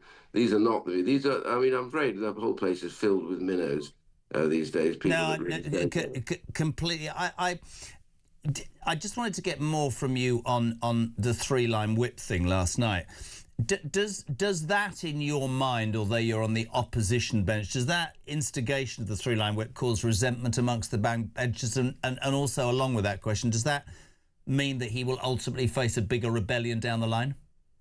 Yeah, I think 2 things. First of all, there's no question that the backbenchers, and we talk to each other. I know many of the Labour MPs, get on all right with them. We work together over amendments and things like that. So, but I know what Whip's office does when things are desperate. They employ all the dark arts they can, the threats, the I know what you've been up to over here, and then the leaning on them. If you don't do this, I swear to God, you won't be reselected for the next election. You know, there's all this sort of stuff goes on. It's what's been going on since time immemorial. The key thing, though, when I rebelled over Maastricht, for example, many years ago, within about, I think, a year of, well, actually, it was the first vote that I ever faced, I rebelled on. But when you really believe that something is wrong, you have to stand by your belief and your character. You were sent there for your judgment, not to be just a person that trails through the lobbies for other reasons. Of course, you're there to support the manifesto stuff, but this is not manifesto stuff. This is about judgment of a prime minister who, frankly, I have to say, I think, you know, is the nowhere man. Somebody said to me the old rhyme the other day, you know, the other day upon the stair I met a man that was not there. He was not there again today. Oh, how I wish he'd go away. Starmer. Do you think he will be gone before the end of the year? It's difficult to say, because Labour has a very peculiar system to try and get rid of their leaders and their prime ministers. For the Conservative Party, frankly, we make it far too easy. Yes, I mean, you know, we change underwear, really. But the main problem, which is not very good, it's destabilising. But for Labour, they have to have this huge number of MPs that publicly, I think it's about 81. Yeah. They have to come out publicly and support a person. So somebody has to put themselves up. And I think, if I'm not wrong, then the major vote would have to take place sometime around the conference, or the conference itself, any final vote. It's very difficult, which is why they've never got rid of a single leader or a prime minister since the Second World War. Well, there is a lot of rumour today that Starmer, I know we've had phase 20, we were playing a clip earlier of phase 2 last September, new staff being brought in, big announcement, that was Mandelson, phase 2's a disaster. Anyway, there is a rumour that there will be a reshuffle in about a week. And stories this morning, Ian, that Starmer's privately offered Angela Rayner a return to Cabinet, despite the fact that the Angela Rayner hasn't paid a stamp duty. The one who said Boris was right to resign to uphold ministerial standards. It's very interesting. You must be looking forward to Angela Rayner's return, because the papers will say she's either going to be given a plum Cabinet job or will be replacing the man in number 10. Yeah, this is a woman that, by and large, had to step away and leave because she had major tax problems with the inland revenue. And I think this is also what's meant that she's not been able to get back. So if you look at the people who've had to go from the Cabinet, you can see quite carefully there's a whole series of misdemeanours. They're not politically challenging to the Prime Minister, but they either seem to have hidden a bunch of telephones and made illegal claims, or they've got tax problems, etc. That's not my favourite. Come on, the corruption minister being fired because she's been charged with corruption in Bangladesh has to be the best one. Tulip Sadiq. Wow. And then people who are responsible for making sure people get housing also then end up making people homeless. Yeah. I mean, all these sort of things are all about, you know, do what I say, not what I do. Mm-hmm. And I think Rayner was in the same boat. So I don't really know. But if the Prime Minister has to bring her back, it shows you what an appalling state his own leadership is in, if the people that he really felt were challenging him the whole time had to be brought in because he's so weak. Final question on Starmer before we move to your wonderful article today. You don't have to answer this, you might not. Do you think he lied and misled Parliament? There's no question in my book that he did mislead Parliament, whether he did it knowingly, deliberately, with intention, or whether he did it because he assumed that what he was saying was correct, is the bit that the vote was about yesterday. My view is that Parliament was misled about all of this. It's the same view for most of the people in the opposition yesterday evening. And, you know, Boris Johnson was brought to the Privileges Committee. I don't understand what their fear is over the Privileges Committee, because what are you against? If you believe that you did it all right, it shouldn't really matter if you go to the Privileges Committee, because they'll look at it, and if they see that, then they'll just clear you. You know, it's this fear that they'll uncover what really happened. This is fantastic, your article, page 10 today in The Sun. 6 million workers, this will absolutely resonate with you, alarm clock Brits. 6 million workers earn less than many jobless claimants. That is a scandal that fails everyone who pays taxes. He might not be your favourite person, but Nigel Farage said something the other day that really, I think, is relevant to this. He said that the nation's biggest societal divide right now is not based on money, race or religion, but those that work and those that don't work. And whenever we get into this debate, Ian, people will say, oh, you're having a go. No, I'm not. But it is absolutely outrageous, as you highlight today, that now you can choose not to work, and there are feckless, lazy people who are better off than those who get up like alarm clock Brits and go and earn a crust. Disgusting in anybody's book. Yeah, the problem is that COVID hit us like a steam train, because before that, when I left, I resigned. But what we had was the lowest number of workless households since records began. We had millions going back into work. And the reality was that the result was the money that we spent on welfare had fallen quite significantly. Now, what happened is COVID meant that the government had to spend money ridiculously, but they should have clawed it back almost immediately, and we should have got this thing back up and running after COVID. The problem has been, therefore, that two things have happened, which I think is the major problem. The problem you've pointed out here, which is because now of COVID, people are claiming on sickness benefit at a level and at a rate for things that they weren't in such great numbers before. Mostly on this, the big threat is mental health problems. And the two biggest issues, that are probably the biggest claims at the moment on this, are depression and anxiety. And the point that I make in the article is that the health service itself says that the major cure to depression is work, and the same for anxiety. If you sit at home because you're supposedly depressed, then you'll just get worse. So what you need to do is get to work. Work is the key to a functional life. And that's why when universal credit's brought in, for the first time ever, we can see whole households now. We could only ever see individuals before. Now we know what the earnings in a household are. So we really need to get after households where nobody is earning outside of the benefit system. And that's the area the government's got to go on to. And the point that I'm making in this article, which is even Tony Blair has now come out and said this government has got to change the welfare problem, because they will not be able to afford all the other key things. And British people will be taxed, taxed and taxed again. And you can see what's happening to the economy about it. I'm old-fashioned, and I've said this every single day. I think it says an awful lot about this country and the people in it that we are and have always been prepared to do our bit for people who are less fortunate. And I am more than happy to pay my taxes. But unless we, in a civilised way, have a debate written so eloquently by you today, where we say quite simply this: there are people gaming the system who are then taking money away from other genuine claimants. It was never, when I left school, it was work or college. Now it's work or college or sign on. It was not meant to be better than grafting. It's such a wrong message, I think. I was going to ask you, sort of alongside that because of the benefits argument. We read today that a massive 2.2 million extra migrants will arrive in the UK in the next 8 years. That means the UK's population will peak more than 40 years earlier than previously thought, hitting a high of 72.5 million in 2054. ONS data also reveals that deaths will outnumber births for the first time this year. The problem with immigration, that is also having a profoundly negative effect on the welfare benefits bill, isn't it? Oh yeah, there's no question.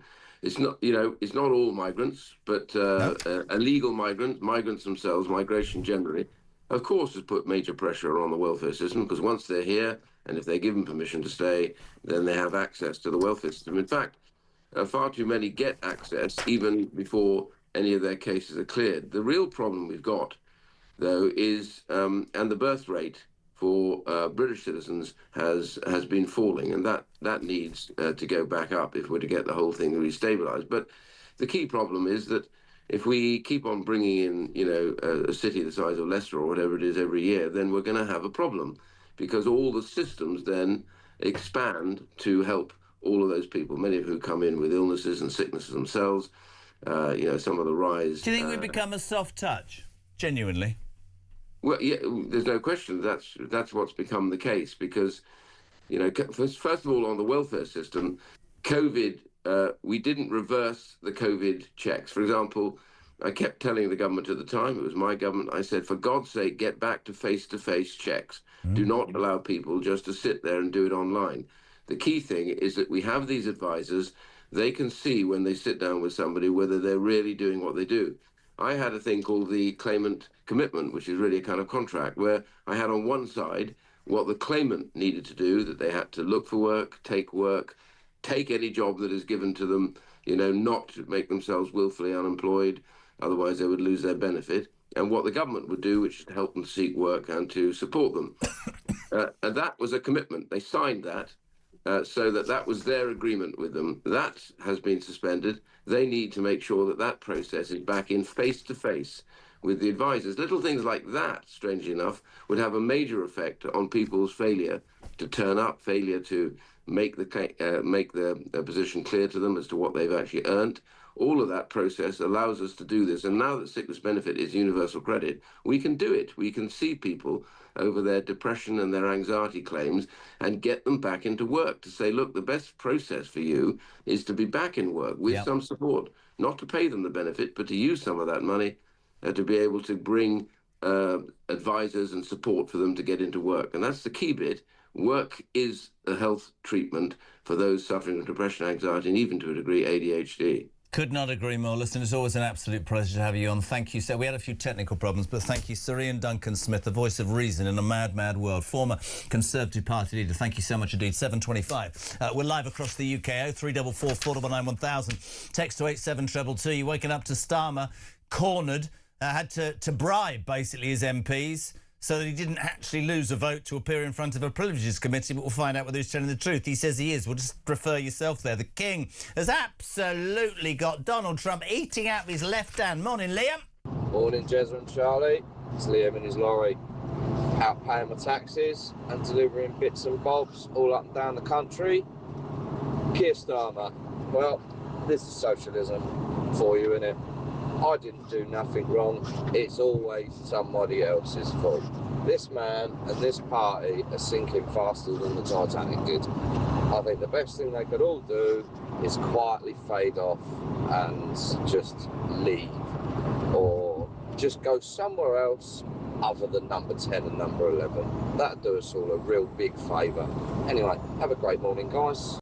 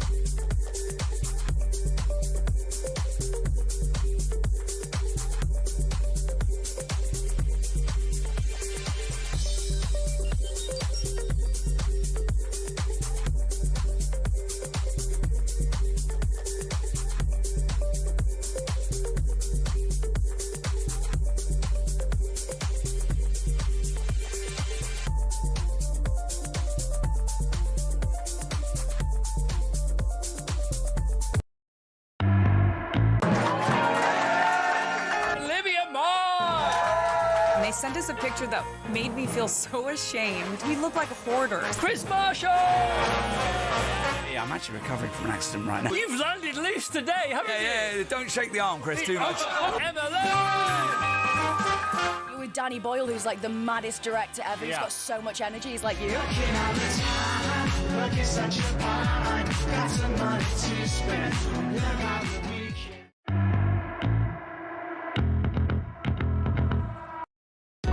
Across the UK, on DAB+, on your smart speaker, on your smart TV, and on your side. This is Talk. Welcome back to 7:28. You are wound up to the top notch this morning with Keir Starmer.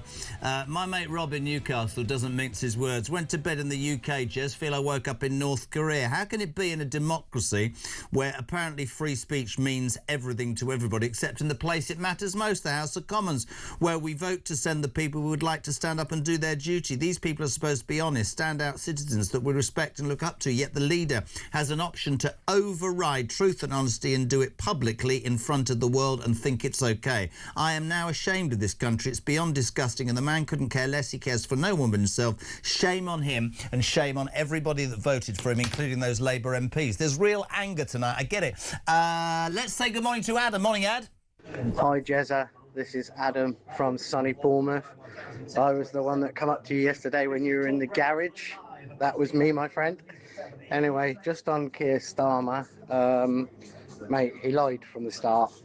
When I mean the start, I don't just mean when he was standing in front of number 10.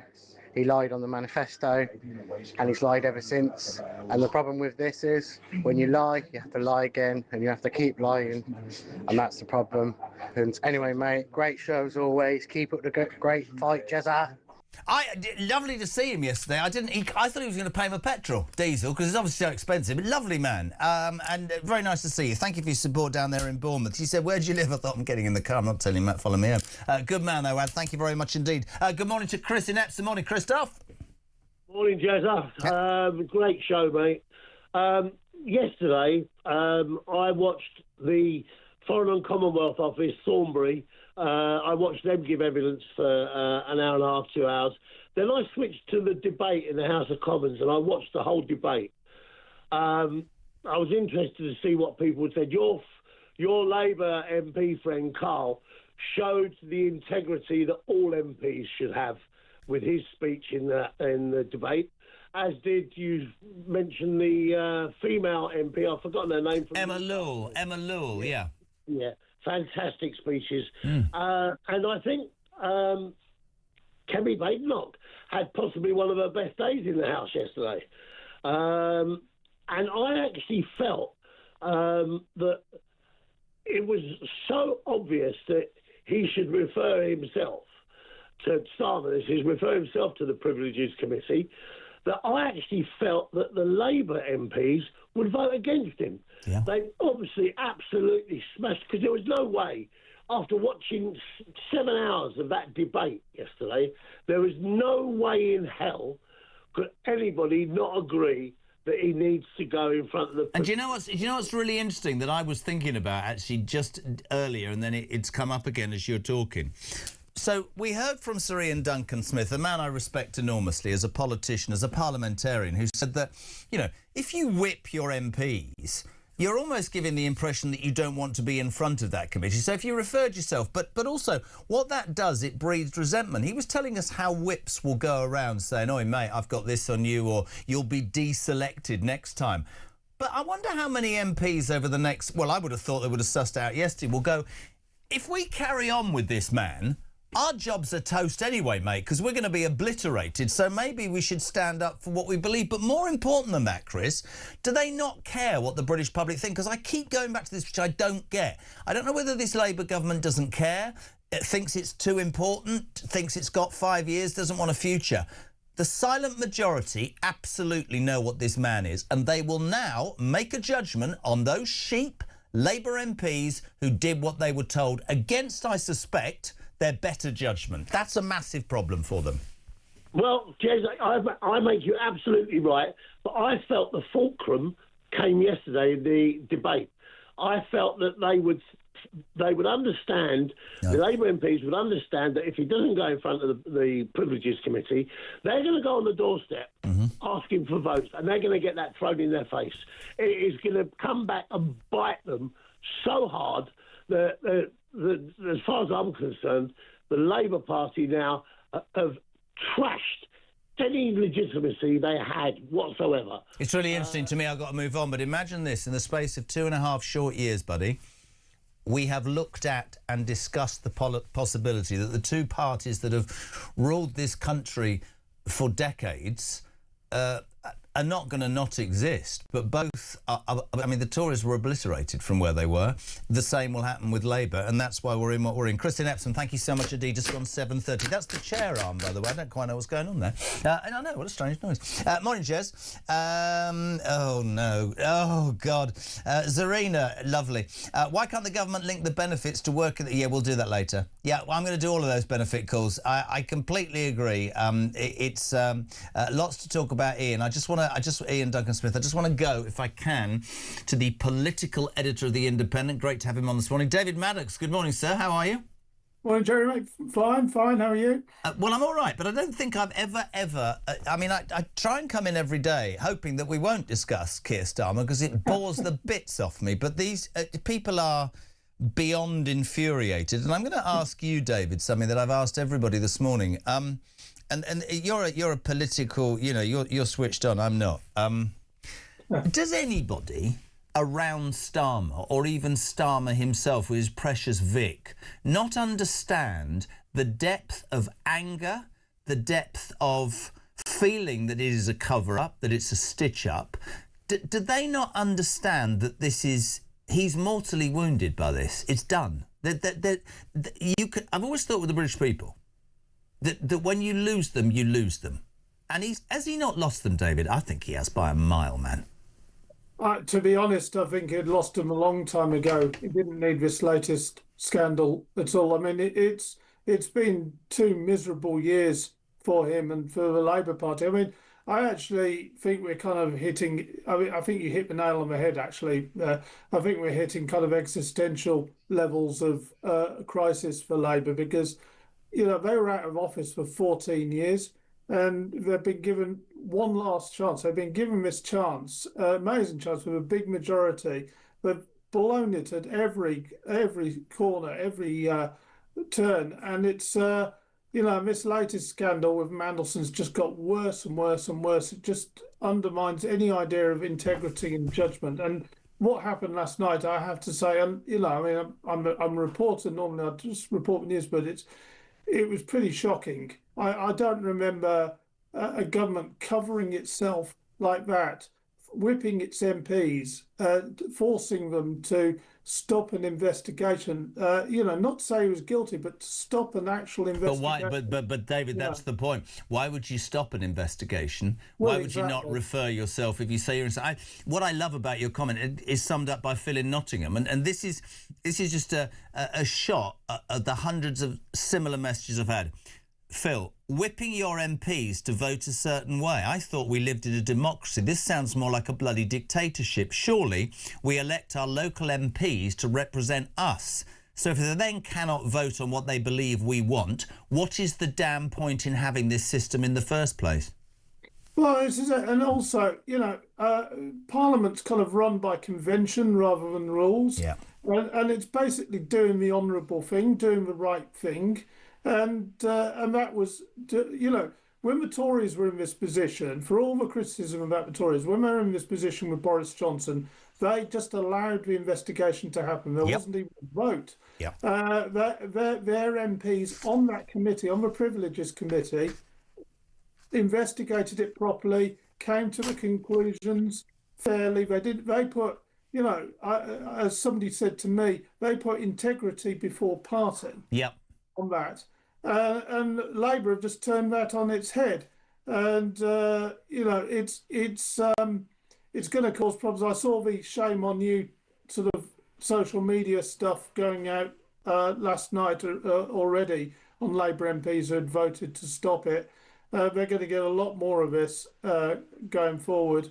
Now, what I want the viewers to know about you, Mr. Maddox, is, and this is fascinating, because we played a clip earlier about how phase 2 of this government started in September, a rebrand. That didn't go very well with Mandelson. We're talking about allegedly there'll be another reshuffle and another new phase in a minute. But you, via your contacts as a journalist at The Independent, alerted Number 10 back in September. You told Number 10 that Mandelson had failed the vetting, but nobody apparently in the Foreign and Commonwealth Office, nobody in the Cabinet Office, nobody else in the whole goddamn world told Starmer, I'd make it my business. I think there are other reasons why he got the job. You actually told them, David. Yes, yeah. Well, there you are. You actually put my text messages up there, which I published. Yeah. Hi, Tim. I've been told by two. I was astonished when The Guardian kind of redid my story 7 months later. And then, Keir Starmer comes out and says, I only found out this week. And I'll just say, hold on. And he said, Downing Street only found out this week. And, I go back. You sent that on the 11th. You sent that text message. Yeah. Am I allowed to ask who to?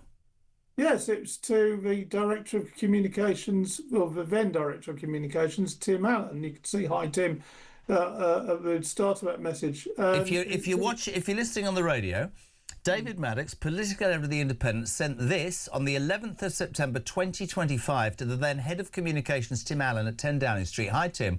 I've been told by two sources now that Mandelson, in fact, did not clear vetting with MI6, but the PM pushed his appointment anyway. The problem was China, not Epstein, though. Is there any comment on this? The response was, vetting done by FCDO in normal way. Yeah. So yeah. you, my God, the man's up to his neck in it, isn't he, David? Yeah. I mean, so it's patently not true that Downing Street didn't know until a couple of weeks ago. It's just not true. I mean, there are all sorts of other issues in what the things he said and told Parliament in the last couple of weeks, which really kind of there are a lot of question marks over what he's saying. So you'd agree with Dan Hodges, who was on this show on Monday, saying he genuinely, definitely believes that he's misled or lied to Parliament and the British people on seven occasions minimum.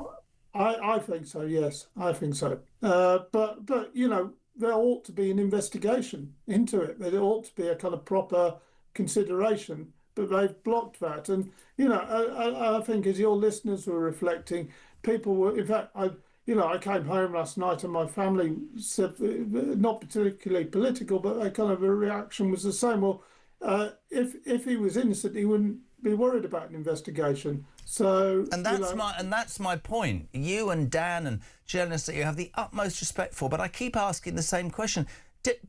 Does he not care what people think? Are they that incompetent and lacking in any political nous, DNA, whatever you want to call it, that they don't just sense what's going on? Because it's done. It's over.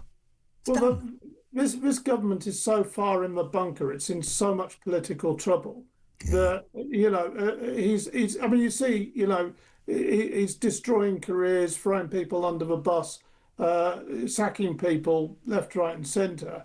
He's, he'll do what is necessary to survive now, and this is all about survival. But I mean, I'm afraid, I don't think it's going to last much longer. We've got these local and devolved elections coming up on May the 7th, and I suspect that's the point when Labour MPs are going to have to kind of take a deep breath. But then, of course, I was speaking to Ian Duncan Smith, who made the point that, there are polar opposites. The Tories changed their leader like they changed their underwear, but actually there's no precedent. Labour has never really done this before. We heard rumours this morning that he's apparently privately offered Angela Rayner a return to Cabinet to maybe head off, if you like, one of those that might try and take his crown. But anybody with a brain cell, David, just looks at this now and goes, well, who's next, right? Who's next? I mean, I think Labour MPs, come May the 8th, will be asking the question, can this man win us the next election? Can he save us from complete obliteration? And if the answer is no, which most people would suspect it probably is, then they will move. The trouble is that the obvious candidate actually to replace him isn't an MP, and that's Andy Burnham, and he's kept him out. Again, he personally ensured that Andy Burnham couldn't return to Parliament for this very reason. What do you make of Angela Rayner and the other? I mean, for God's sake, it could be Ed Miliband. I mean, that's frightening in itself. Rejected resoundingly by the British people in 2015. Yeah, so it could be Ed Miliband. He's certainly popular within the party. Labour MPs kind of have a Marmite attitude to him. They either love him or hate him. It could be Angela Rayner. It could. Wes Streeting is still kind of hoping. I think it's very unlikely. I think he's considered too right wing.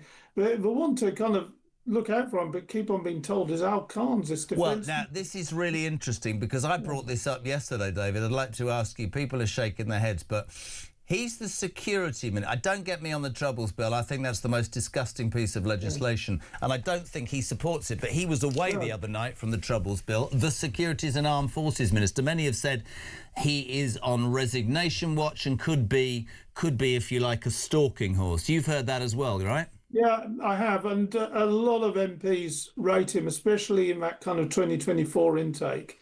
I mean, I've met him on a number of occasions. He's a very impressive individual, former Royal Marines commander, and all the rest of it. My only question is whether he would have the kind of base within the Labour Party to kind of have a proper leadership push or not. Because he doesn't come from a trade union background or one of the kind of traditional left backgrounds. So. But yeah, he's certainly an impressive man. So your view, you said, is in kilter really with Dan Hodges from the Mail. You believe that Starmer has lied to both the House and to the public. You believe he will be replaced, though, David, to be fair. I think the likelihood is he will. I mean, the converse thing is if Labour MPs bottle it, if they don't replace him, then they are probably going to be stuck with him to the next election. And that could be, well, I mean, unless there's some kind of Lazarus-type resurrection in their poll ratings and respect for this government, then that could spell really bad news for them. I mean, worse than what the Tories had in the last election. All right, mate. Listen, thank you so much. It's great to have you on. Let's get you on more regularly. The brilliant David Maddox there, Chief Political Editor of The Independent. Thank you very much indeed. Caller 28. Are we going to a break or a call? We're going to a break. Back in 3 minutes, apparently.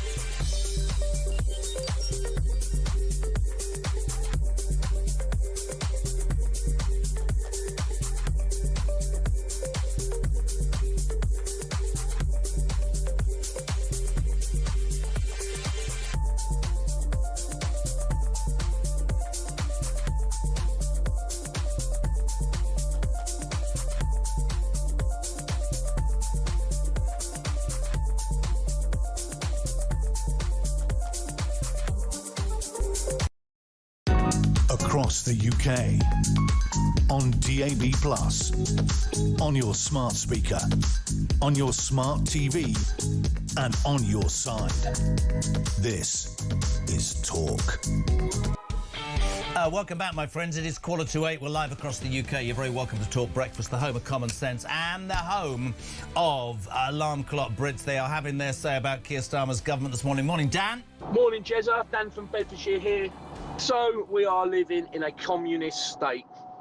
Keir Jong-un refusing to take any responsibility for anything he's done. And his Muppet MPs refusing to throw him under the bus or make him even face the consequences. Country's gone, mate. Country's gone. Have a good day.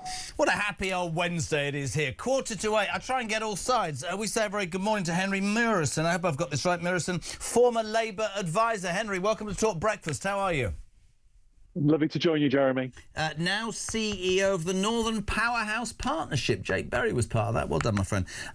Henry, whenever we've spoken in the past, you've been honest. This is an utterly appalling government right now, isn't it? This man, to whip your own MPs so that you don't have to go in front of a privileges committee while saying that you're innocent. Why not refer yourself, man, and get it done?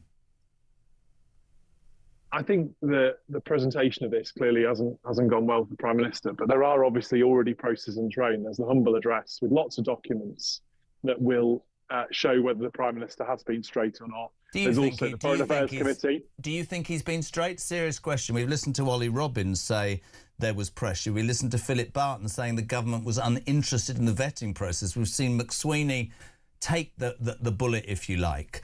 This comes down not to a government that hasn't delivered. This comes down to the integrity of a man. Every single newspaper this morning talks about complicit in the cover-up.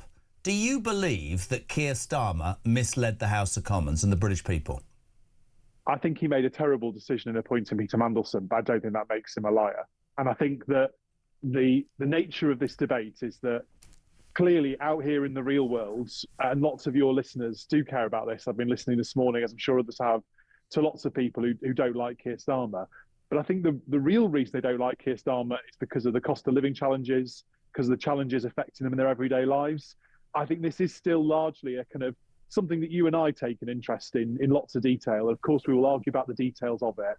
And I might argue that last night was a political stunt by the Conservative Party. Was it? Actually, how is it a political stunt? I mean, I think that they always knew that there isn't yet the evidence to go for an inquiry of this kind. The reality is that... But the evidence, with the greatest respect, Henry, and we like each other, the evidence stacks up. You've got the old head of the civil service saying it was get him in at all costs. It was get him in before the inauguration. He then leaves. Then the next one, whose job's already been thrown out, literally says, I was told to get the hell on with it at all costs. Those are facts. He stood in the House of Commons and said, no pressure did I put on those people. That's two people in the civil service saying, yes, he did.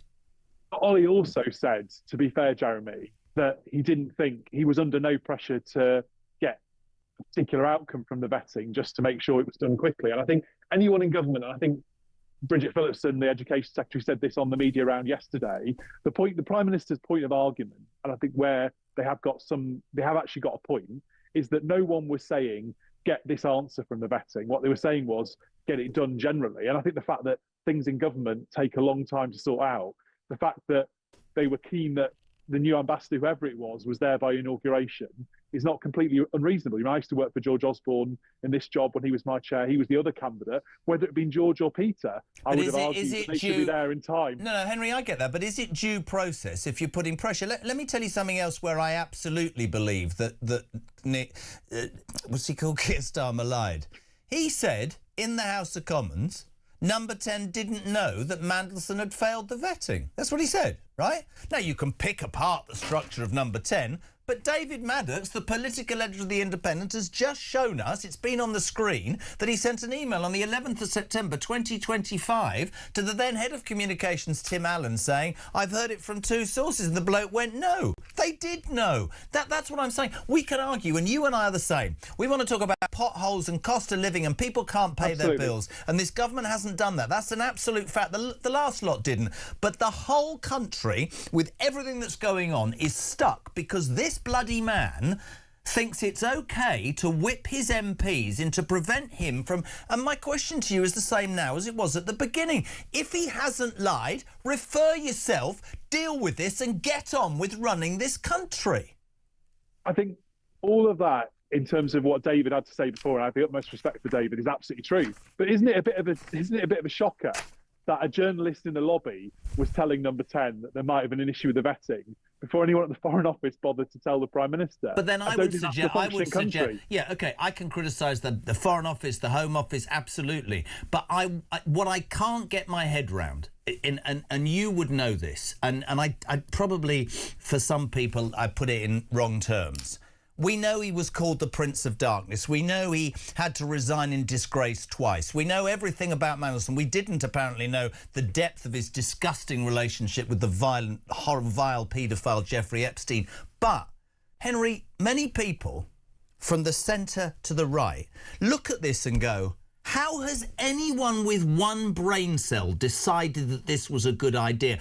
They don't read... Keir Starmer and all his acolytes, do they not read the room? This was political suicide waiting to happen, and nobody can understand, unless he's got stuff on all of them, why the hell this happened in the first place. I mean, I know Morgan pretty well from times of old. I mean, he's been around in the Labour Party for a long time. I thought his evidence yesterday was quite interesting.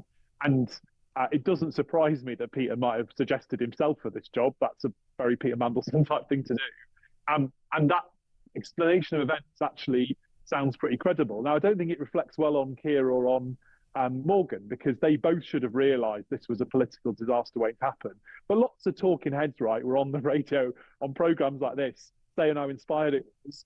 I think in retrospect, someone with similar political skills like George Osborne, although he obviously isn't a Labour figure, probably would have been a better choice, because he was also in many ways high risk. He was high risk politically. I'm sure lots of people in the Labour Party would have gone bananas about the idea of sending George to Washington. I'd probably be the only person who would have defended it at the time. But actually, that was probably the right decision. But to get that trade deal, the view was that they needed to have a political appointee who would be able to operate at a level beyond a normal civil servant. Listen, maybe I'm wrong. Do you not think he's got dirt on them all, which is why he seems to wheedle his way back in the whole time? I mean, like many people, have had kind of occasional conversations with Peter Mandelson over the years. He's not a personal friend or anything of mine. My view is that Peter is undoubtedly a very talented political figure. And in the battle to take the Labour Party back from the Corbynites, he was a significant player, and that's how he ended up the position of influence that he was. I think in the end, though, the Prime Minister's political judgment is what's at issue here. Did the Prime Minister make a political misjudgment in appointing Peter Mandelson? Yes, he's admitted that, and he has apologised, to be fair, for that.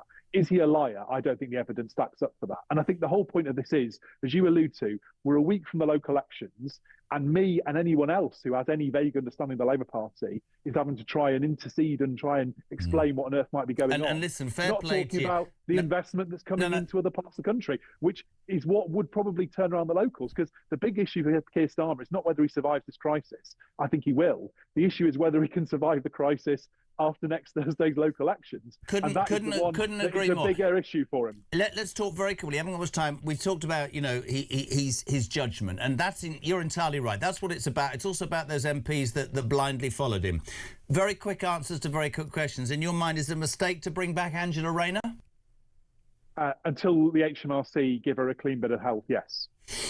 Is Labour doing a good job?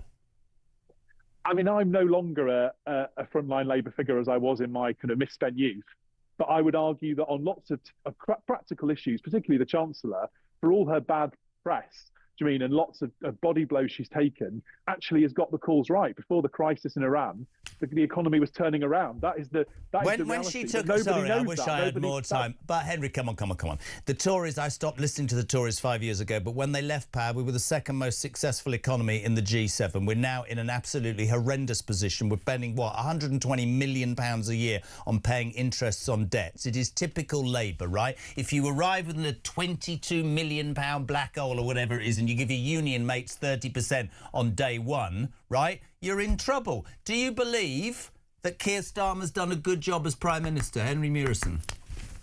On policy, but on communicating it to the public, I would say probably no. So good job on policy, bad job on how you communicate. Do you think he survives? I think it depends on what the alternatives are, and I think the challenge you've got is that the psychodrama of the last government made a lot of people very reluctant to change Prime Minister. And the challenge you've got, it's always the problem with this issue. Whoever the people you might prefer, it's not fancy football. None of them have got a mandate to run the country. Keir Starmer does. Do you believe... The obvious answer is he's got to turn it around. That's the best outcome for Labour Party. You called the if he can sort this out. I get your point, and I love talking to you. You talk about the psychodrama of the Tories. I'll absolutely agree. Are you telling me the last 2 years hasn't been as bad, if not worse, in terms of psychodrama? I think that you could argue that has this government managed to communicate a clear message? Probably no. I think until the most recent periods of leadership speculation, I think we were, as Keir promised, seeing a little bit more of politics touching more lightly on people's lives, whatever the phrase was he used when he became Prime Minister. And that is what people want. People want a government that is basically focused on the cost of living and sorting out whatever nonsense is coming from America. That is fundamentally what we need the country to be run by. And at the moment, lots of other Labour figures arguing they should be Prime Minister is actually probably making it worse, not better. I'll say this, I'll say it about Carl. You're good to come on. We might disagree, but that's what debate is about. Thank you, Henry Murison, former Labour advisor. Almost 8 o'clock. We're live across the United Kingdom. Nigel Evans, former Deputy Speaker of the House of Commons, the author supreme, is next after the news, which is now.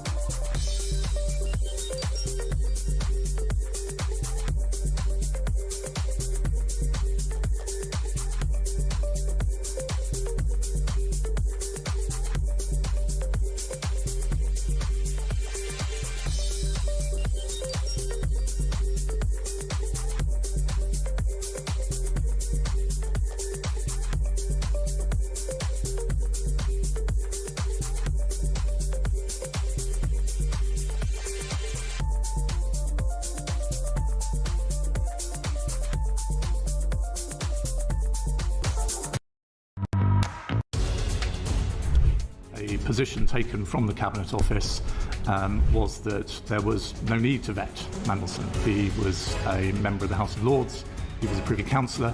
The risks that attending his appointment were well known and had been made clear to the Prime Minister before appointment. Now, in the end, the FCDO insisted and put its foot down. I understand my predecessor had to be very firm in person. But that was a live debate at the point of announcement, and I think it's important to make that clear. Across the UK, on DAB+, on your smart speaker, on your smart TV, and on your side. This is Talk.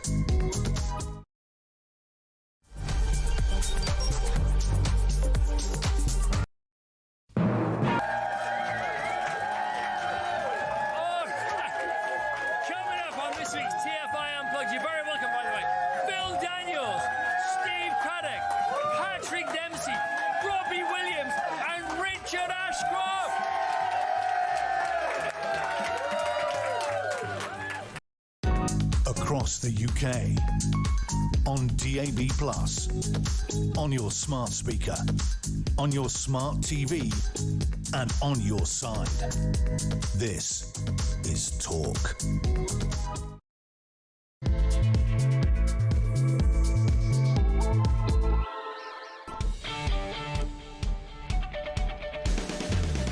Welcome back or welcome along. If it's welcome along, where the hell have you been? We've been here since 6 o'clock. This is Talk Breakfast, the home of common sense, and of course, the home of the alarm clock. Break your views on the news of the day. Always welcome. We're here from 6 a.m. Monday to Thursday. 0344 499 1000. Text to 87222. It's all about on Wednesday the 29th. Is that the date? Yeah.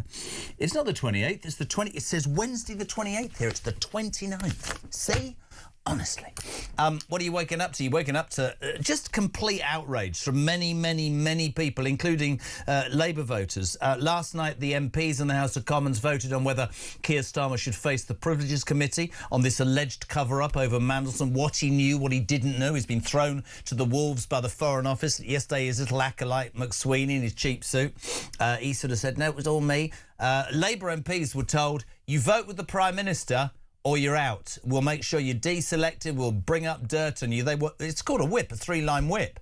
Many people this morning saying, I thought we lived in a democracy. If this man was innocent, why didn't he refer himself to the Privileges Committee? Because he's innocent, in his words. And every single newspaper, front of the Times at the top, Labour MPs whipped to Keir Starmer, feel complicit in the cover-up. Front of the Mail today, Labour revolt over Starmer's sleaze cover-up. This is not going away. Alongside that piece of news, apparently, it's very interesting, apparently we hear rumours that there could be a reshuffle. Back in September, there was he decided to have a new phase 2. Have we got that clip? This is brilliant because this was last September after the first 12 months hadn't gone well. This was phase 2. Have a watch.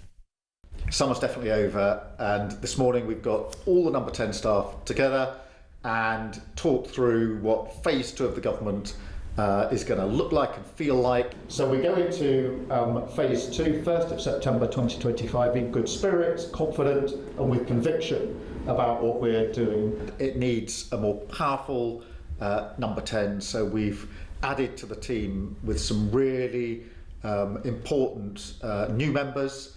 I made a number of other changes, but this is about focus on delivery now, marching forward to the next phase of government. So that was September at phase 2. The big announcement and the really important new member was Peter Mandelson. And that didn't go very well at all. Now, the Tories, and this is very important, put out something yesterday that I think is utterly brilliant. Because if you remember, when Bojo, who I supported and then was very angry with, was quite rightly brought to task by the then opposition, they implored him to go in front of the Privileges Committee and demanded that he resigned. This is what they put out yesterday. Prime Minister resorting to lies. The Prime Minister lied. He lied to this country. If he misled Parliament, he must resign. It's no good him trying to blame politicians in general. There's one person at the centre of this. Look, there are only two possible explanations. Either he's trashing the ministerial code, or he's claiming he was repeatedly lied to by his own advisers. Come off it. The public have made up their mind. I think the facts speak for themselves. He then lied about what had happened. The Prime Minister lied. I genuinely think now that it's in the national interest that he goes. The ministerial code says that ministers who knowingly mislead the House should resign. Why is he still here? Sean, good morning. Morning, Jeremy. Sean from Grimsby. As we know, politics now isn't about telling the truth, it's about optics and how things look. And the first thing I think of is, why would you not want an inquiry if you've got nothing to hide? But just remember, these are the same MPs who voted to stop an inquiry, also voted to prosecute soldiers. These current batch of MPs have the backbone of a jellyfish and the moral compass of Peter Mandelson himself. Anyway, Jeremy, great show, mate. Let's say a very good morning to a man who knows all about protocol and I think does not have the backbone of a jellyfish or the morality of Peter Mandelson. Nigel Evans, good morning. Good morning, how are you? I don't think, and I'm getting to the point, Nigel, where I keep saying this, I don't think I've heard such anger this morning. The other day about the Troubles Bill, we'll talk about that. Just as a man who, as former Deputy Speaker of the House of Commons, you would know about how the processes within the chamber after 30 years as the Tory MP for the Ribble Valley work. Just in basic layman's terms to me, if I'm innocent, why am I going to get my whips to force my troops to back me? Because that's not going to answer the problem. That's going to make an even bigger story of something that I'm trying to move on from, isn't it? It's an obvious question. And it's no surprise to me that so many Labour MPs were angry that they were whipped into the lobbies yesterday in order to protect Keir Starmer from facing the Privileges Committee. A number of them actually stood up and suggested that he referred himself to the Privileges Committee. If you've got nothing to hide, why don't you put yourself forward to them? 15 Labour MPs on a very strong three-line whip voted against Keir Starmer's three-line whip, and 53 other Labour MPs abstained. And can I jump in for a reason, Nudge? Because your ex-colleague, Sir Ian Duncan-Smith, was on an hour ago, and he made a very interesting point at what you've just said. Yes, 15 voted against, including Emma Lewell there, who made a great speech. 53 abstained, and the word from the Labour benches was these people were not in the Commons. But an hour and a half later, there was another vote, I think about social media, and the Labour Party's figures went up by 70, which meant those 53 were around the House of Commons. So that abstention, in my humble opinion, is part of, yes, you're right, a massive rebellion against this man who can only be accused of lying. I mean, there's no other answer. Well, the Labour Party have been caught out. If that was the excuse, if the Labour Party is saying that the abstention 53 just simply weren't on the premises, and yet all of a sudden, in a vote not long afterwards, they magically appear, then clearly they have been absolutely exposed. I think it's a huge rebellion because, of course, there could be punishments now that will face at least 15, if not the other 53 as well. I think that may be too far for them, but the 15 could quite clearly face repercussions from the Labour chief whip. Listen, the important thing in all of this is that the people in the country can see this for what it is. Yeah. And just because Starmer has managed to use his strength and bully his MPs into protecting him from the Privileges Committee, nothing will be able now to stop the May the 7th local elections, which will be seen as a referendum on Keir Starmer. We already know they're being hammered in the opinion polls. We already know that Starmer tried to stop some of these local elections from taking place, and it was only a judicial review and the legal advice that he got that he then decided brought by, I have to be balanced. Reform, who have allowed 4.7 million people to have the vote in a week's time by bringing that judicial review. Yeah, so the fact that he's been able to block this Privileges Committee looking into whether he lied or not will not prevent the people of Britain acting as their own Privileges Committee on May the 7th.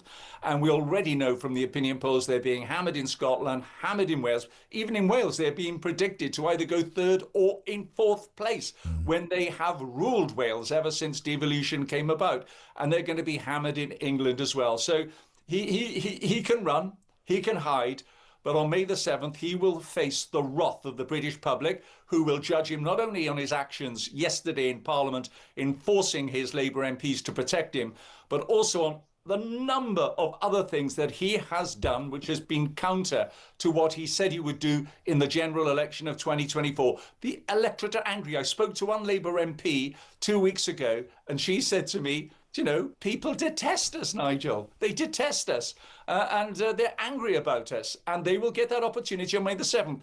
Yesterday's antics will not have made people's feelings towards the Labour Party any better, I can assure you. I so agree with you. I love the bones of you, man. Listen, this is what I don't get. And because you've done it, you did it for 30 years. Just explain something to me that I have asked every single person this morning and I still haven't had an answer. Almost everything he said he was going to do, he's done the opposite. Almost every promise he made to farmers, to pensioners, to waspy women, the list is endless, he's gone against. Now we look at a Prime Minister who seems hell-bent only on protecting his own, job. Certainly there's no legacy. Out there in the country, whatever your political position, people are worried about bills, cost of living, potholes, lack of police, shoplifting, the illegal migrant situation.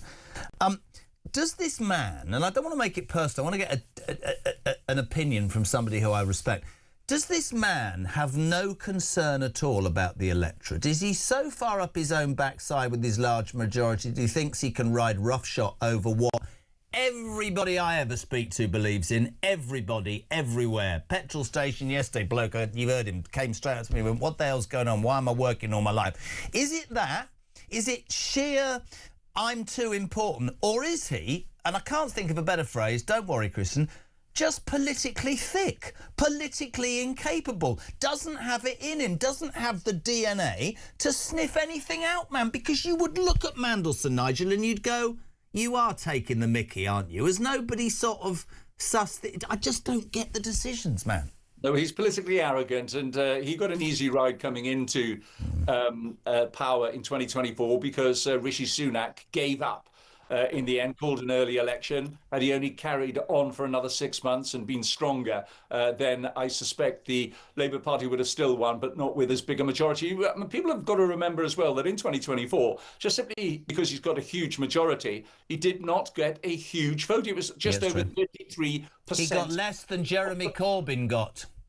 Yeah, that's absolutely right. And if you include those who didn't vote, he actually only got 1 in 5. So he's already on a very weak base. And then when he started basically overturning every promise that he'd made during the election, including the winter fuel payments, his promise to the WASPy women, the farmers who he turned on, I mean, the hospitality trade,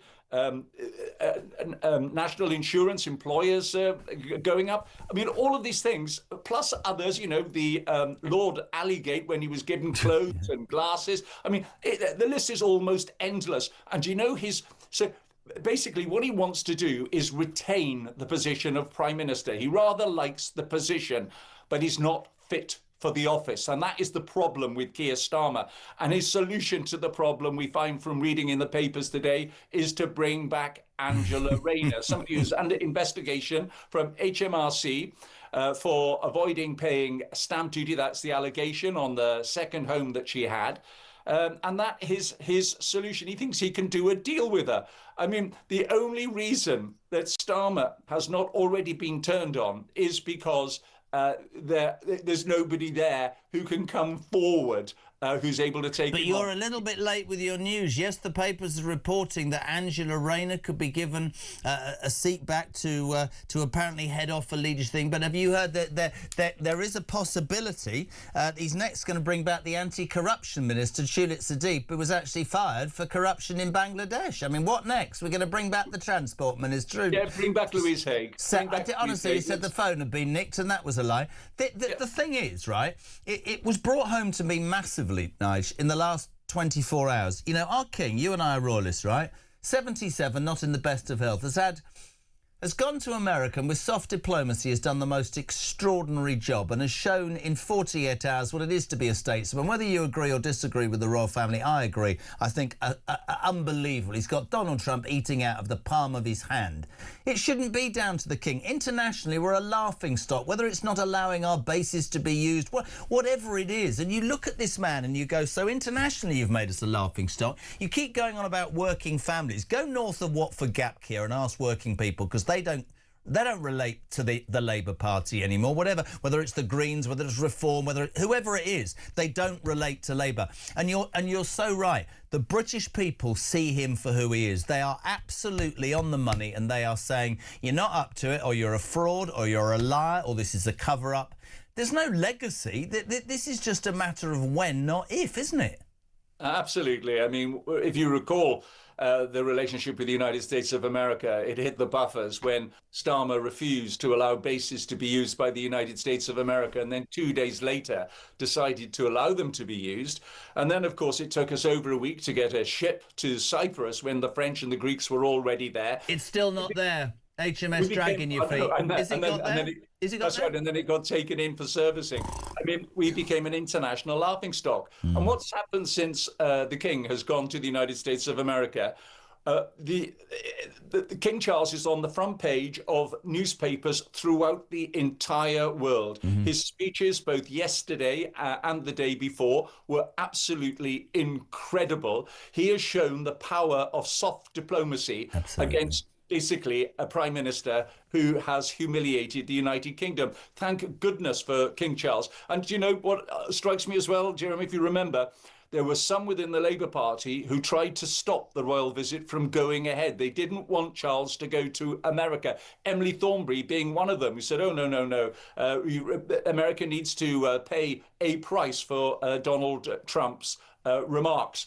and yet thank goodness he went, because the special relationship that we know is so important to the United Kingdom in so many ways has now been re-solidified thanks to this visit that's there. And we're only halfway through. We're halfway through. And Charles's speech, the humour in it was absolutely incredible. And the warmth from Donald Trump to the King and the Queen has been palpable. You can see it. It's there.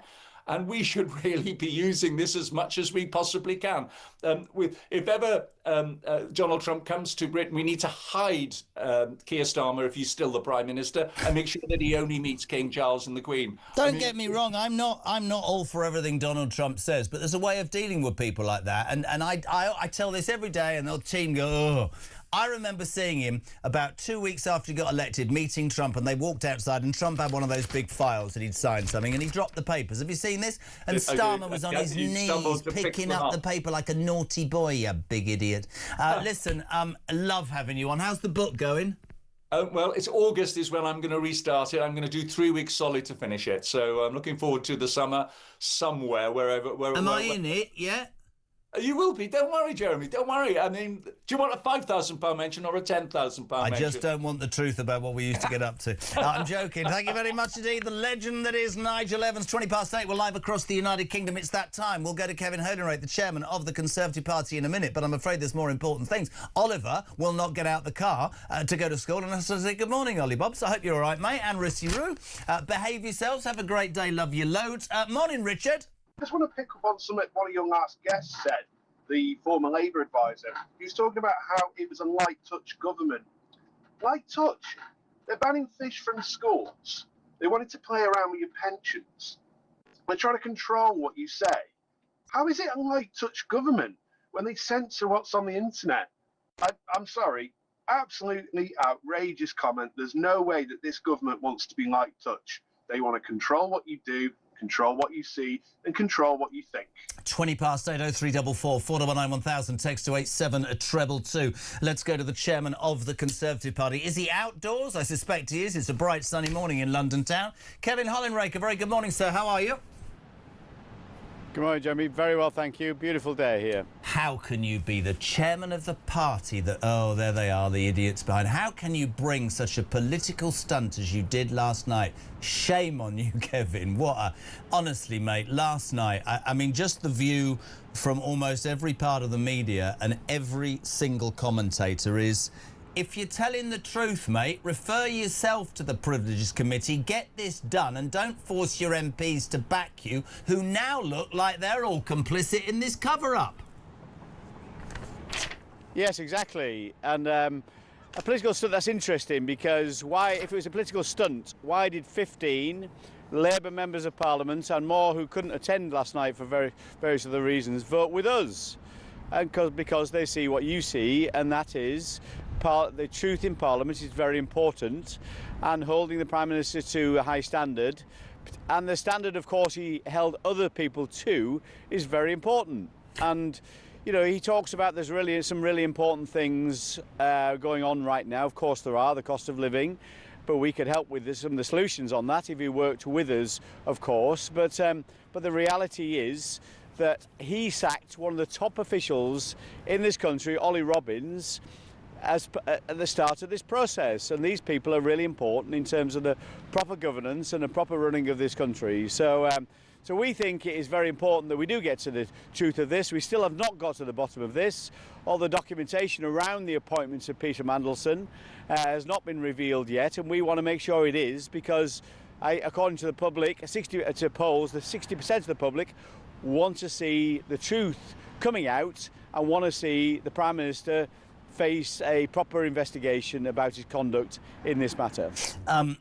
I just want to add something to you that you might not know about. Sir Ian Duncan-Smith, your ex-leader, was on the show earlier, and that figure you gave me, 15 actually voted against the government last night. It'd be interesting to see whether there are sanctions from the Whip's office against them. 53 abstained, but Kevin, you should use this today on your other rounds. You know, those 53 weren't available. An hour and a half later, you had another vote, and they all voted because the thing went up by 75 votes, which says that 53 of them either stayed in their offices or stayed in the bar, which in itself is two fingers to the government. But I want to ask you what I've asked everybody.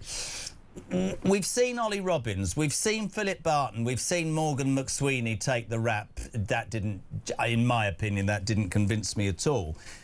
I had David Maddox on, political editor of The Independent, who sent a text to the then Director of Communications, Tim Allen, in September last year saying he's failed the vetting process. The response was, it's ongoing.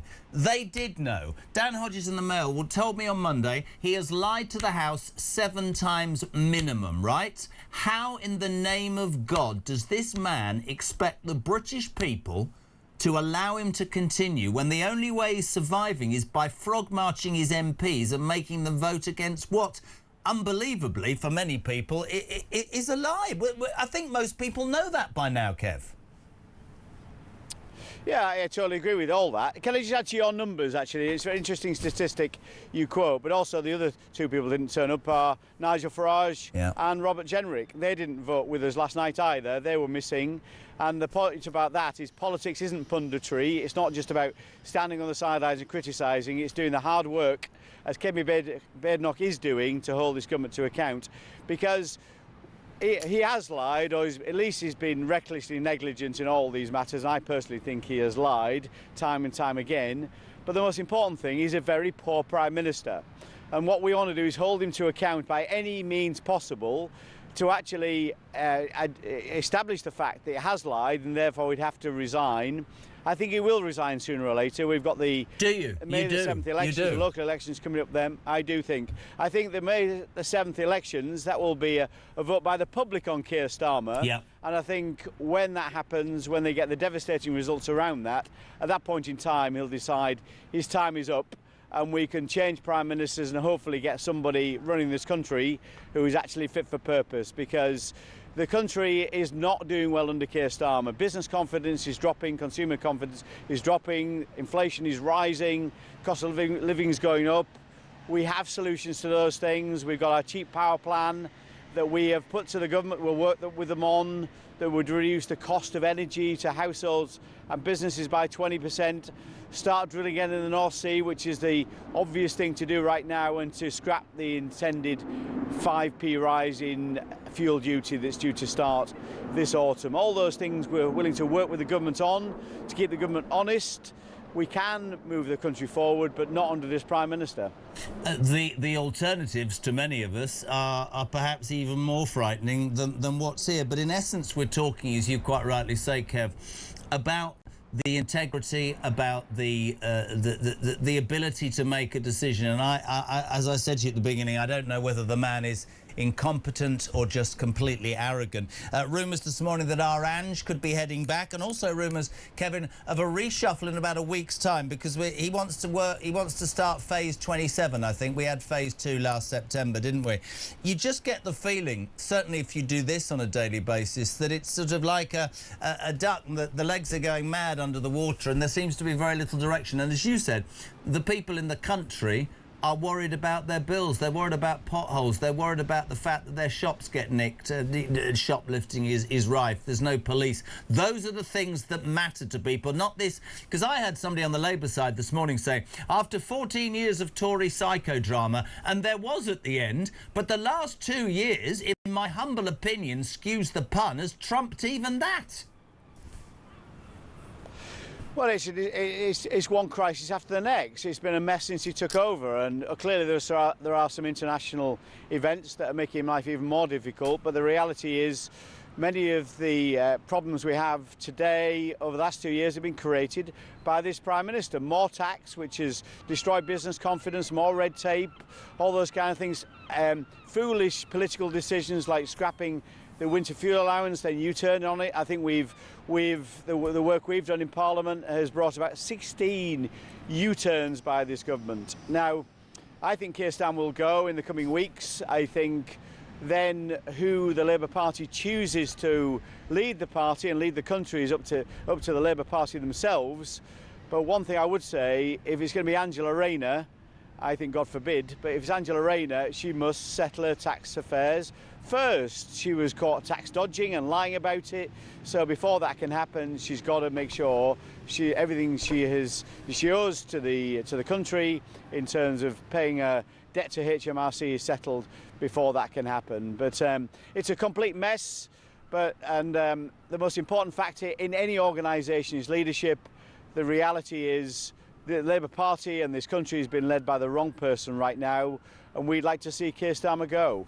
Mate, great to have you on. Thank you so much indeed. Really appreciate it. Kevin Hollinwright there, chairman of the Conservative Party. I want to read a text message that should resonate with that man that stood behind him and waved the flag.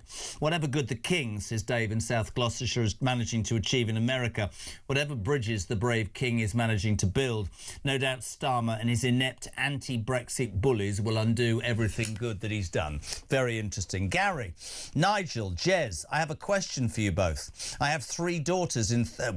I have three daughters in their 20s, but they have no political interest. How do we get the generation to start voting? Well, maybe we need to improve the quality of our politicians. Maybe we need to get politicians who, when they say something, they do it, or when they promise something, it actually happens. Maybe we need politicians who don't just self-serve, but serve the very bloody people they're supposed to be elected to serve. Linda's in Stalybridge. Jez, can you imagine if this was Boris? Surely telling the King he appointed Mandelston before he got clearance. Surely that's lying to the King as well.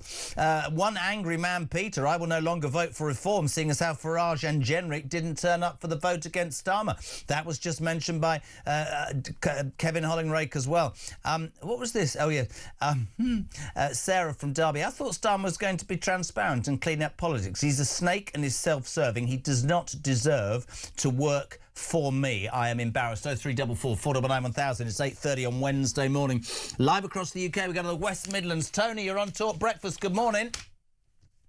Good morning, Jeremy. How are you? All right, mate. Whereabouts are you, son? You in Dudley? Just outside Dudley, Jeremy. Outside Dudley, mate. Are you a West Brom fan, pal? No, mate. Who are you supporting, mate? The Villa. Up the... Oh, now, I need a chat. I'm a West Ham... No, listen, mate, don't start. Listen to me. I'm a West Ham fan, and you, at Villa, you've got Spurs on Saturday.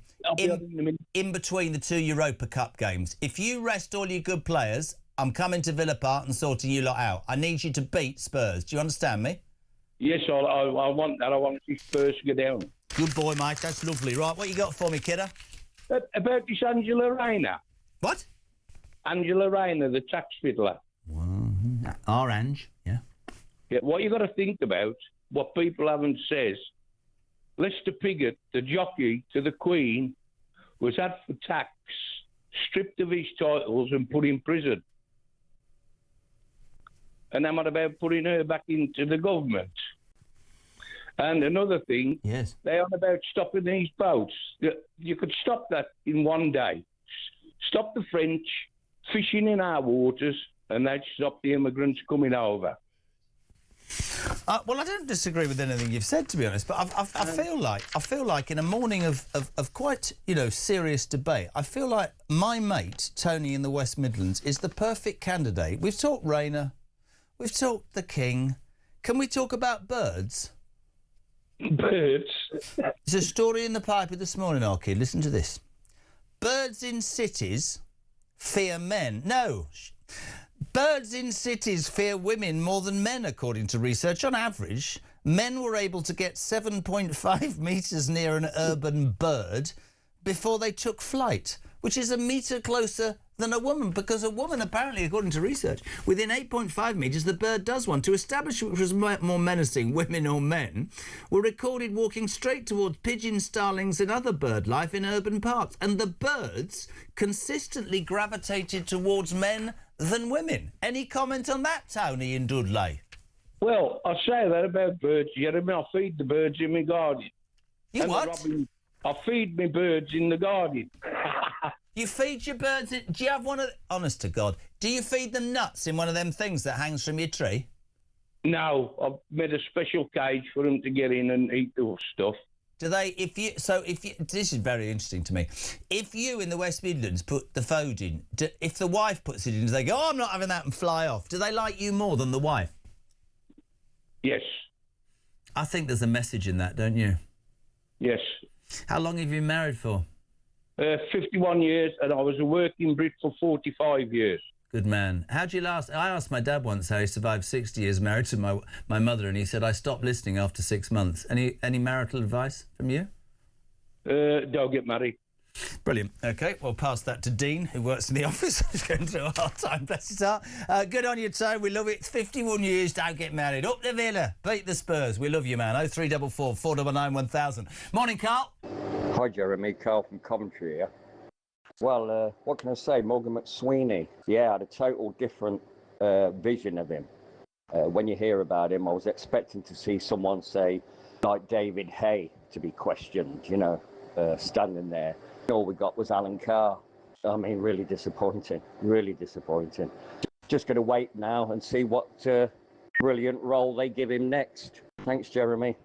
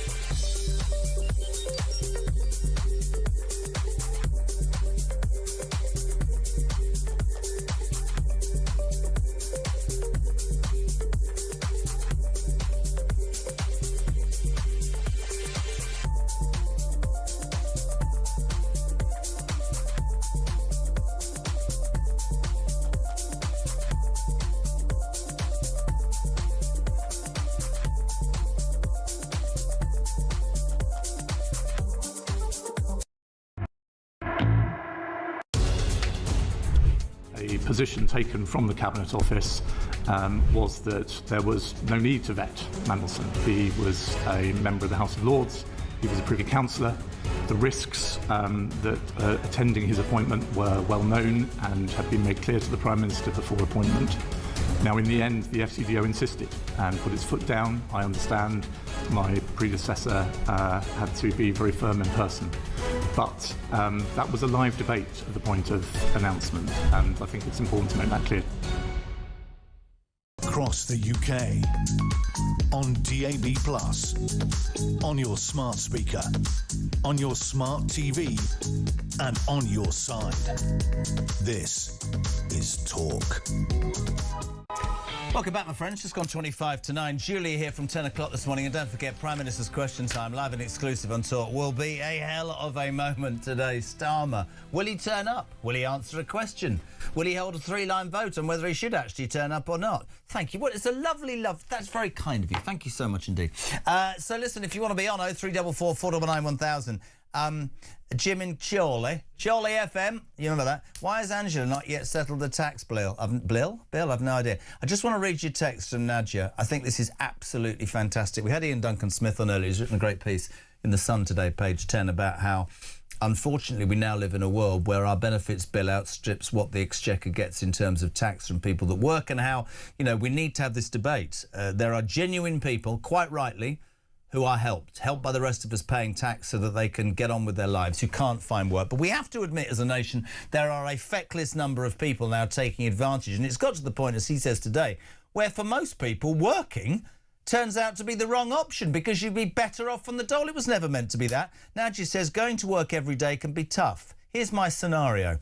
Wake up the kids, get them washed, dressed and fed, then yourself. Get one to school, the other to nursery. A long commute, stuck in traffic, graft all day at work in a job you hate. Time to go home. Horrid commute back, pick up the kids, get home, get food ready, talk to the kids, help with their homework, get them ready for bed, clean up, bed and starts the next day. And all the damn while, she says, my neighbours have their curtains shut, having a line, and probably can do whatever they want, sitting on the dole because they're getting more money than me. They get free rent, free council tax, plenty plenty, food and holidays. This is so wrong. Why do I bother? That is such an impressive text message, because that is the reality of working alarm clock Brits who are saying, I'm doing everything right. I say it every day. I'm going to work, I'm paying my tax, I'm doing this, I'm living within the confines of the law. And we are faced with a generation of people who don't have to make the same sacrifices. Add into that the news today that a massive 2.2 million extra migrants will arrive in the UK in the next 8 years. That means the UK's population will peak more than 40 years earlier than previously thought, hitting a high of 72.5 million by 2054. ONS data also reveals that deaths will outnumber births for the first time this year. Look at that migrant tracker. It's on screen if you're listening on the radio. 71,125 migrants have arrived illegally since Starmer became Prime Minister. The problem doesn't seem to be getting any better, and our social services are creaking, so that if you do right, go to work, pay your tax, you're worse off than people that sit at home. How can that be right? We're delighted to have on the director of Oxford Migration Observatory, a member of the Migration Advisory Committee. You try saying that. Madeleine Sumption, a very good morning. How are you? Good morning. Thanks for having me. It is true what Ian Duncan Smith says, isn't it? We've got to a point where people don't work and people come into this country, I'm afraid, illegally, knowing that they're going to have their backsides wiped and actually get more than people who go to work every single day. How fundamentally wrong, Madeleine, is that? It's interesting. There's been a lot of research about how migration affects the labour market. Is it, for example, unemployment rates? If unemployment is really low in the UK and there are lots of jobs, do more migrants come? Is it, if migrants come to the UK, does that mean fewer people in the UK get jobs? And one of the really interesting things is that the impact, economists really struggle to find big impacts on the labour market. And it looks like actually a lot of the driver for people coming to the UK is not so much about the labour market, but the fact that overall living standards are very high in the UK. You have people a lot of the people coming are applying for asylum. So they're coming from parts of the world that are sometimes war-torn, sometimes just chaotic. France, I can't exactly. have that. So this is the interesting thing, right? That actually a lot of the people coming have so some people obviously do apply for asylum in France, and then you have people who've been refused asylum in France or in another EU country, and then they would then not have status there. They would be in theory returnable, although other EU countries struggle to return migrants in the same way that the UK does. And then people, but if they are able to come to the UK, then they could get a new asylum decision. So I think what's interesting, now I take what you're saying about the labour market, although I think when Blair opened the doors, it was, come and be a fruit picker, come and be a hospital porter. You'd probably disagree with my analogy. I'd say to the feckless who are not genuine welfare benefits claimants who are taking advantage of the system, you need to give something back to your community. I've always thought that. But the truth of the matter is the pull that what they're given to come to this country is an absolute reason that so many people, I mean, you said some come from war-torn countries, I'm sure some do, but hundreds, thousands come because they know we're a soft touch. And when you get to a point where that is impacting, I mean, here's a question for you. Can Britain cope with an extra 2.2 million migrants? Won't this break, which is already a broken country? So I guess it depends what you're thinking about when you talk about can it cope. So people often talk about the impacts on public services like the NHS, for example. And there actually, I think a lot of the impact, if you have really fast population growth, then it can be, you've got to build more hospitals, more roads, more infrastructure, right? All of that stuff needs to be built, and then someone's got to pay for it. And so actually a lot of the question in terms of how the UK manages migration comes down to actually what the people who are migrating to the UK, how much tax do they pay? And is that enough to cover the costs of the public services they're going to use, and then more infrastructure that the UK needs to build? So actually, when you're thinking about the impacts, often what's most important is not just the number. The number is it's not irrelevant, but it matters. But it's who is migrating, rather than how many. And generally, what we see is that people coming into highly skilled, highly paid jobs tend to pay quite a lot of tax, and that more than enough covers the costs. Whereas if they wouldn't come in illegally, would they? They come in to do a job. I would suspect, unless I'm wrong, and you'd be able to tell me, the majority of illegal migrants who seemingly allowed to arrive in this country and treated better than the population that's paying taxes and paying their stamp don't ever damn well work because they know what's given to them. And now we have a government that says, don't need you to get political, but don't mean to ask you this, but you can have £40,000 to take your family and go back. The message to alarm clock Brits, the message to hard-working people is everybody else seems to benefit, certainly people coming to this country, and in Ian Duncan Smith's case, many who are claiming benefits who shouldn't, to the detriment of hard-working Brits. That's just not a good look in any which way you look at it, is it? Yeah, so it's interesting. I mean, I think a lot of the people coming to the country hope that they will be able to work. Do you? So Do you really? Yeah, I do. don't agree with you. So it depends a lot on which countries people are coming from. But how do you answer then? How, in a mature way, do you answer the fact that all we see, we've got a chief secretary of the Prime Minister who says these boats are full of women and children. We know that to be completely and utterly inaccurate. These are young men, unvetted, arriving in this country, throwing their passports or whatever paperwork they have 12 miles offshore, knowing that they'll be given accommodation, probably a mobile phone, a check by a GP, probably they'll see a dentist with no... I'm not saying not all of them work, but a majority do not work. And that is having an impact, not only financially on this country, but also it sends a particularly wrong message, I think, to those of us who are trying to live their lives correctly, because we feel, there's this word Madeline I always use, it feels unfair, doesn't it? Right. So I think where you're right is that employment rates for people who are granted refugee status, we don't have great data across the board, but we do have data on people who, they claim asylum, and then the government recognises them as a refugee and says they can't be returned to the country of origin. Employment rates for that group are very low. And a lot of that, it's slightly higher for men, that we see a big gap between men and women. So some of it is that the female employment rates are very low from countries like Afghanistan, for example, where it's less common for women to work. We also see sometimes the levels of education that people have would be relatively low, and that means that even if they want to work, when they come to the UK, the skills that they have are not necessarily what UK employers are looking for, and so it can be difficult for people who actually would like to work. Do you not think that people come here to take advantage with absolutely no desire to work at all? Do you not think that we are now, through whatever our beliefs in the past, we are a sitting duck because we offer too many people too much that we're not offering the population that's here grafting? I guess so. Thinking about, what I can only tell you what the research has found, and it doesn't.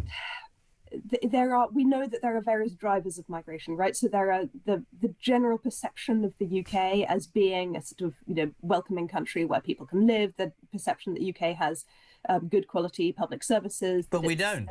We don't.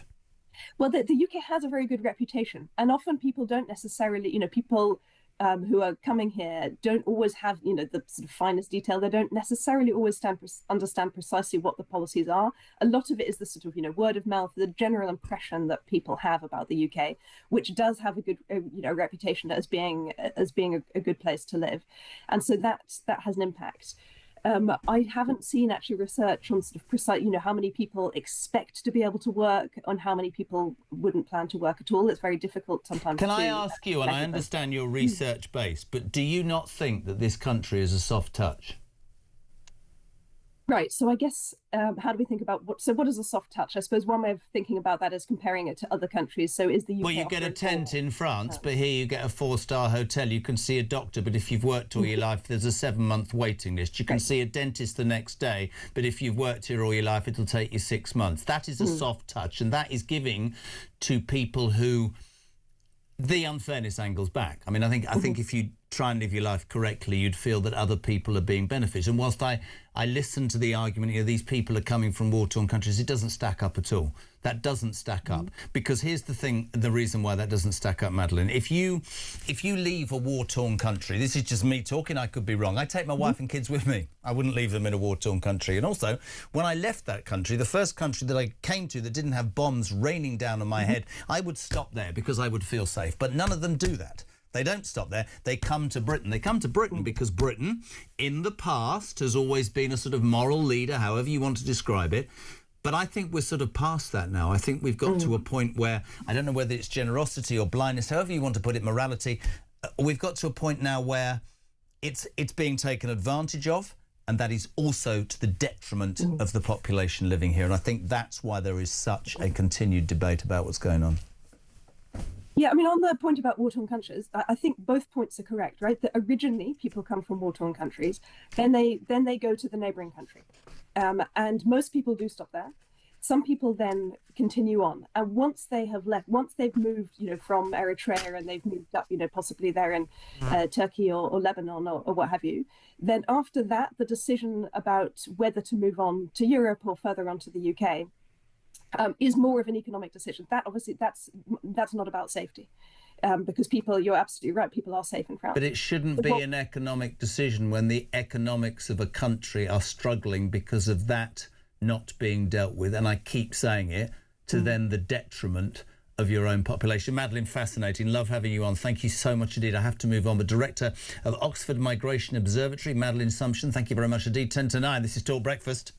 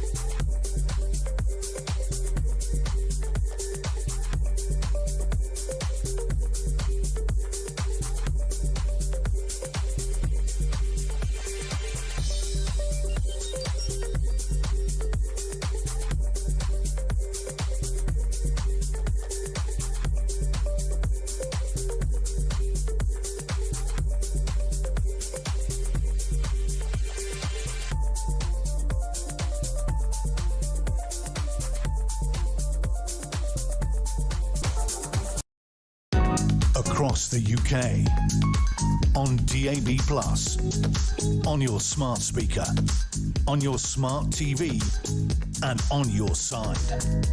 This is Talk. Welcome back. What is it, 10 to 9? We're live across the United Kingdom. This is Talk Breakfast. So much to come. In the next hour from 9 o'clock, Dan Hodges, who has systematically and forensically been taking Starmer apart for months. We'll talk to him in great detail about what the latest means. Right now, we're going to say a very good morning to Talk Breakfast reporter Samara Gill. Good morning, Samara. How are you?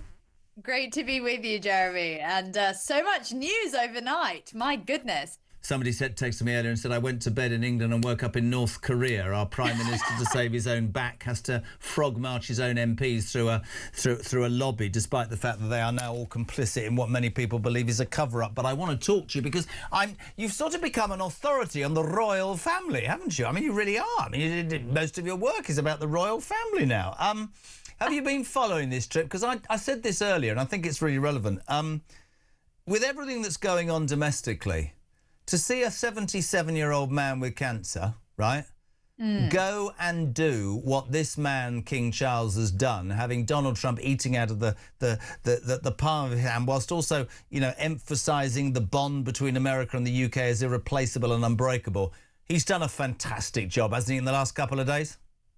Absolutely. And, it's old Charlie turning the charm offensive on, isn't it? I mean, as I said, some of your audience will hate me calling him that, but I am Australian. So there's that. But, you're totally right. He represents what Britain was, what the international audience thinks that Britain is.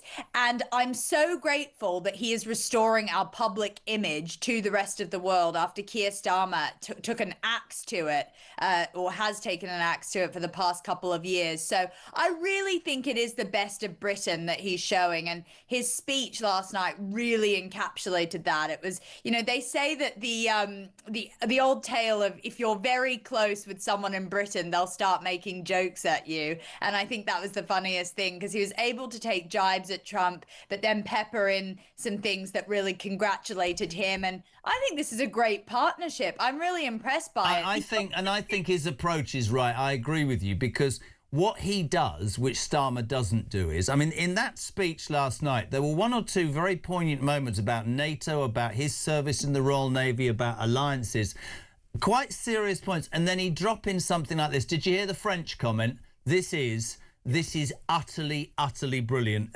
Listen to this, Samara, play it. Indeed, you recently commented, Mr. President, that if it were not for the United States, European countries would be speaking German. Dare I say that if it wasn't for us, you'd be speaking French. You see, and because Trump's completely in awe and in love with anything that's royal, he's made a great point there. He's put him right in his place, hasn't he? He really has, but with that soft touch diplomacy that we really rely on with the royal family. And I think that you can really hear his late mother come through with these sort of jibes that she would get away with. And I think it's really, really impressive. You know, he spoke about his mother's difficult trip to Washington in the 50s when they were at war with the Middle East. And he said, you know, it couldn't possibly be like anything like we have today. And I think it's really funny, because it's, you know, it's just sort of a nod to what's going on, but that very royal indirectness, which people have grown to love. So I think it's very impressive. I think the only thing we should think about is that maybe he usurped Trump a little bit. And is that going to ruffle Trump's feathers, or does Trump have that? Well, we all know what's going to happen. Trump's going to sit there like a puppy, just smiling because the king's here and he loves everything like that. And the minute, I mean, you know, whatever the jet is that takes the king onto Bermuda, it won't be off the ground, and he'll be going, you have the worst prime minister and the most disgusting mayor in the history of the world, because the royals have it. Trump, in true Trump style, if you miss this, people, is utterly brilliant. Whilst the king's talking about bilateral meetings and alliances and everything that's important, old Donald says, my mother had a crush on you, Chaz. Have a listen. This is just so Trump. She really did love the family, but I also remember her saying very clearly, Charles, look, young Charles, he's so cute. It's my mother. My mother had a crush on Charles. Can you believe it?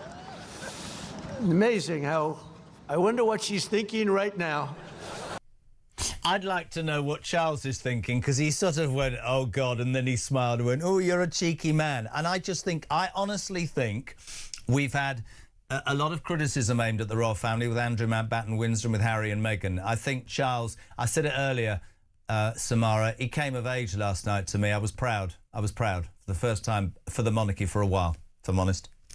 Yeah, I couldn't agree more. I think I was really anxious about this trip from a diplomatic perspective, because it would involve serious gymnastics on Charles's part, and we hadn't really seen much from him. I mean, he avoided even doing an Easter message to the nation just a couple weeks ago, which absolutely tarnished whatever legacy he was planning to have. And as you said, it was being totally overshadowed before then by Andrew and the sort of black mold-esque type of reign that he's had, where he's stuck in the royal family and totally tarnished the king's reputation. So I think this is total liftoff for King Charles. This is the way that he will regain his reputation, totally repivot his legacy, and get rid of how his brother has been trying to basically take an axe to it all. Couldn't agree more. Listen, thank you so much indeed. No doubt you'll be popping up across the day, but as ever, we appreciate your time. Samara Gill, Talk Breakfast presenter, talking all things royal. That trip continues today, and after the news, the man who brought all of this to... Dan Hodges started this forensic sort of discussion about whether Starmer... He was on Monday, he said Keir Starmer lied 7 times. Starmer right under the cosh, and Dan Hodges will be on this show after the news at 9. If you do want to be on the show, 0344 499 1000 for your voice notes or your calls. You can text us throughout the last hour, 87222. Do please start your message with the word talk. But as I said, the news at 9 on Talk is next.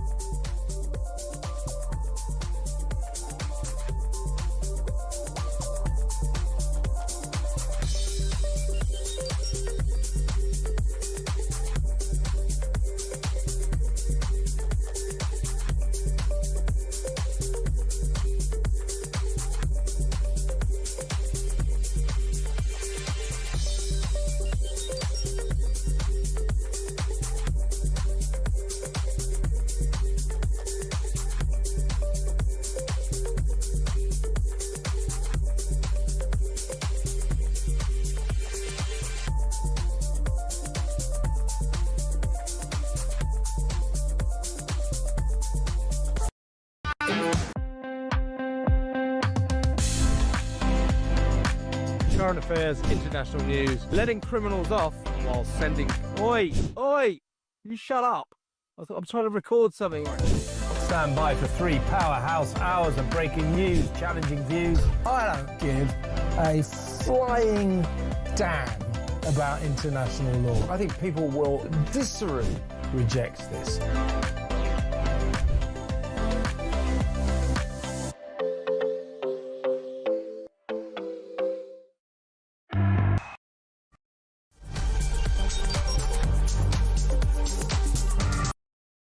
Of me following the migrants went from sort of 10 in the morning all around the clock to late at night, to the point where on buses, on trains, through streets, at every key point, French military police and the French police, they were there. They were on the bus, taking down notes, taking pictures, but not doing anything to deter the migrants or stop them, just being there.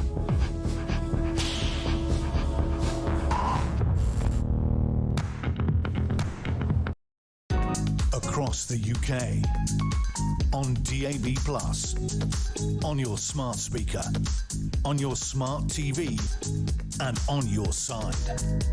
This is Talk.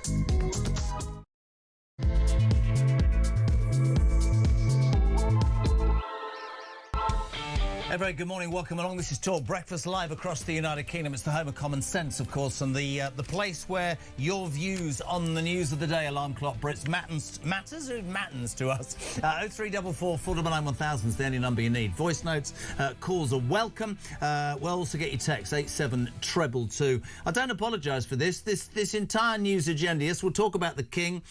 He went to America, great speech to Congress. The bond between America and the UK, irreplaceable and unbreakable.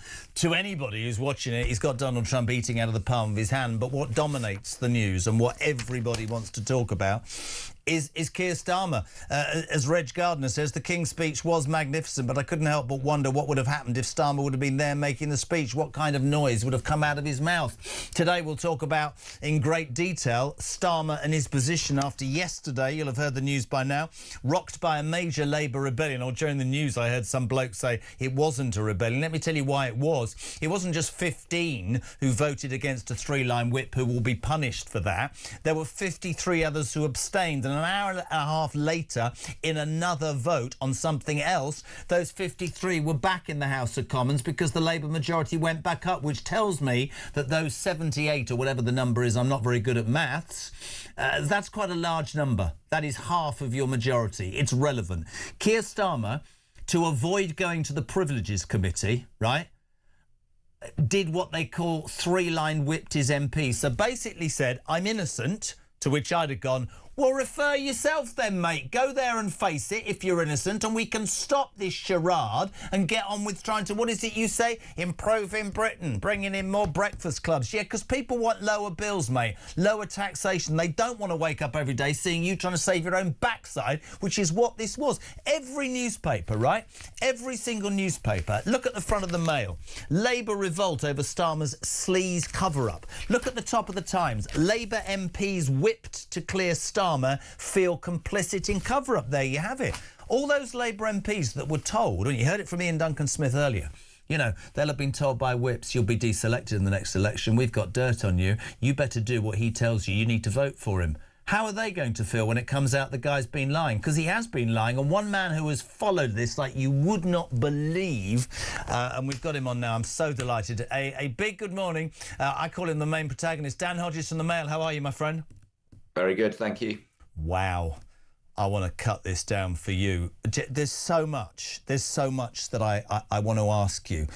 The obvious starting point is, Dan Hodges, if you're innocent, why wouldn't you just refer yourself to the Privileges Committee, do it, be cleared, and get on with running the bloody country? Because even the Tories, by the way, who were slagged off quite rightly at the end, didn't hold a vote. Johnson went and faced up to it. This man is duplicitous at the very least, isn't he?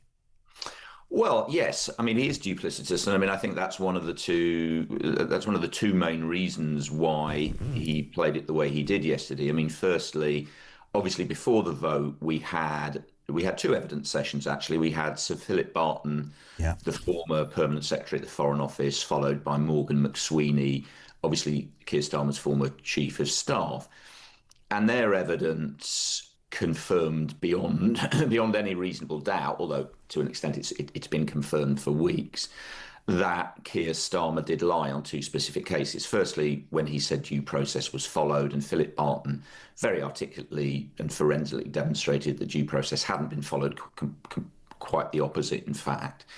And also the broader issue in relation to whether or not pressure had been brought to bear, and both McSweeney and Barton in different ways confirmed obviously pressure had been brought to bear. So the case against Keir Starmer had been proven, and that's one of the reasons why he didn't want to go in front of the committee. The other reason, though, is the political optics. And this, in a sense, goes to the heart of why this is so damaging for Starmer, because obviously the entire country well remembers Keir Starmer berating on a daily basis Boris Johnson, exposing what he regarded as Boris Johnson's sleaze, Boris Johnson's own lies to the House of Commons. And when Boris Johnson appeared before the committee, that appearance of itself was cited by Keir Starmer as grounds for Boris Johnson to resign. And Keir Starmer knew and knows that if at any point he does appear before the committee, then But let me jump in. I get that, and we'll do it forensically. Didn't want to go in front of the committee. Optics. Absolutely agree with you about the Boris Johnson thing, but the optics, Dan, from lying and forcing his own MPs through the lobby to be part of this cover-up, the optics are now even worse, because I would respectfully suggest that probably 80 or 90% of this country think this man is a liar. So by not facing the music in this desperate attempt to hold on to your job, there isn't a legacy. He's trashed in my mind. I don't understand the decision-making. He's in a corner of his own making. He might as well put his hands in the air, shouldn't he? Yes, but I mean, the reality is, in relation to, as you say, his broader political legacy, he needed to put his hands in the air a couple of months ago. I mean, if you remember, there was that weekend where a lot of people were speculating. He'd gone down to Chequers. He was on his own. A lot of people were speculating this could be it.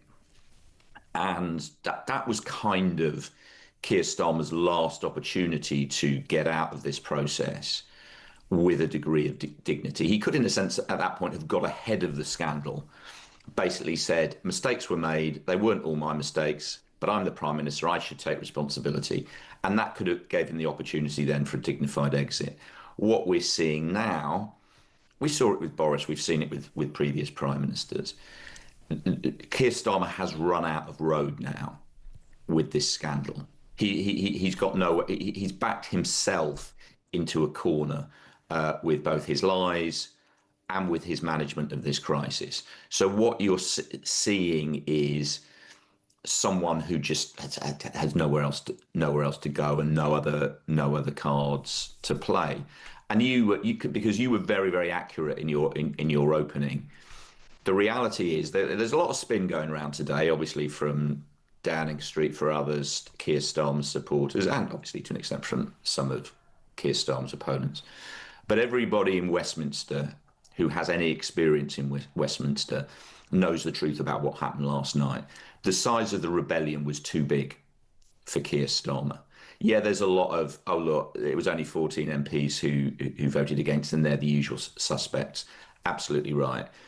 But as you said, it's the very high number of Labour MPs who abstained. Now, we haven't quite got the details, because obviously there will have been a couple who couldn't make it back. I think, for example, Yvette Cooper was in... yeah, but there were 53 abstentions, and I think we found out that 3 were travelling, but those other 50 were back in the chamber an hour and a half later. Exactly. Massive. Now, here's where the numbers are important. So you're looking at, on what was effectively a confidence motion, what was a 3-line whip, and crucially was a Tory motion, right? Labour MPs do not like going through the lobbies for form's sake to oppose their party on a motion which has effectively been constructed by their opponents. That's kind of one of the unwritten rules. Sure. Despite that, over 60 MPs rebelled. Now, in terms of the practical reality of House of Commons party management, Starmer's majority is 140. So what you actually do, you take around about 70 MPs, you double that because of what the effect they would have if they ever voted against him on various issues, and that's basically his majority gone. But more importantly, we are now into, and this is the thing that Keir Starmer knows this morning, and Downing Street knows, and the Labour Party knows, the number of MPs required to force a leadership challenge is in the region of 80. That's broadly the ballpark we were in last night. And that has introduced a different component to this. One of the things that even ministers and MPs who have spent the last week telling me the game was basically up for him, the one thing they said is, we don't see where the 80 names come from if push comes to shove to force a contest. Well, we can very, very clearly see where it comes from now. And that of itself is going to change the dynamic, because Starmer now knows, and the rest of the Parliamentary Party know, that if he does try and dig in, and he does keep digging in, there are very clearly the numbers there to force a contest on him. And also, and I take that, I would suspect, and I take your point that Labour MPs famously, and I suspect it's the same for Tories, don't ever want to walk through a division lobby in support of the opposition. But surely MPs, and I'd hope that some of them have consciences, Dan, hate to be told a certain way to vote. And I suspect that a lot of the headlines today, they are now complicit. I mean, somebody said to me earlier, the thing is, whether we were three-line whipped or not, the fact of the matter is, we need to put this behind us and get on with dealing with the problems in the country. The country's going to see this as, we elected you, you know what the truth is, and you were more interested in holding on to your own political seat or your own survival in terms of politics than you were doing the right thing. And then the emails will start into the boxes and they'll go, oh, bugger, if this man's leading us, I'm going to lose my seat anyway. That is also part of this whole situation. But just to bring it back, because you've been totally involved in this, I keep asking this question. I think I probably asked you on Monday, so if I did, I apologise, my friend. Is this man so arrogant with his majority, or arrogant as a human being, that he doesn't smell, doesn't feel, doesn't hear what's going on? Or is he, and I can't, I'm not trying to be rude, or is he just politically not up to it? Is he thick? Because there cannot be anybody with a bloody brain cell, Dan Hodges, that doesn't go, it was a disaster waiting to happen. You spend your life only speaking when a focus group tells you what to do. What were you thinking, man? Mandelson was always going to be the end of the road, which is why, and I get caught online, you say, oh, it's conspiratorial. Is it? What has Mandelson got on this lot? Because my 6-year-old wouldn't have given Mandelson that job. He'd have seen the dangers. That's what I don't get, Dan, at all. Well, there's a lot to unpack there, but to go back to your central point, there's a couple of things. As I've written today in the Daily Mail, one of the things last night is last night was not just damaging for Keir Starmer personally. It was also very damaging for the Labour Party for the reason you just described and that others are reporting this morning. Up until yesterday, this was Keir Starmer's scandal. This is now the Labour Party's scandal. He dipped his MP's hands in the blood yesterday, and as I say, the stain is going to take some time to fade away because of this. They are all now complicit in this. Those who voted with him. But on the broader point, again, this is something I wrote about.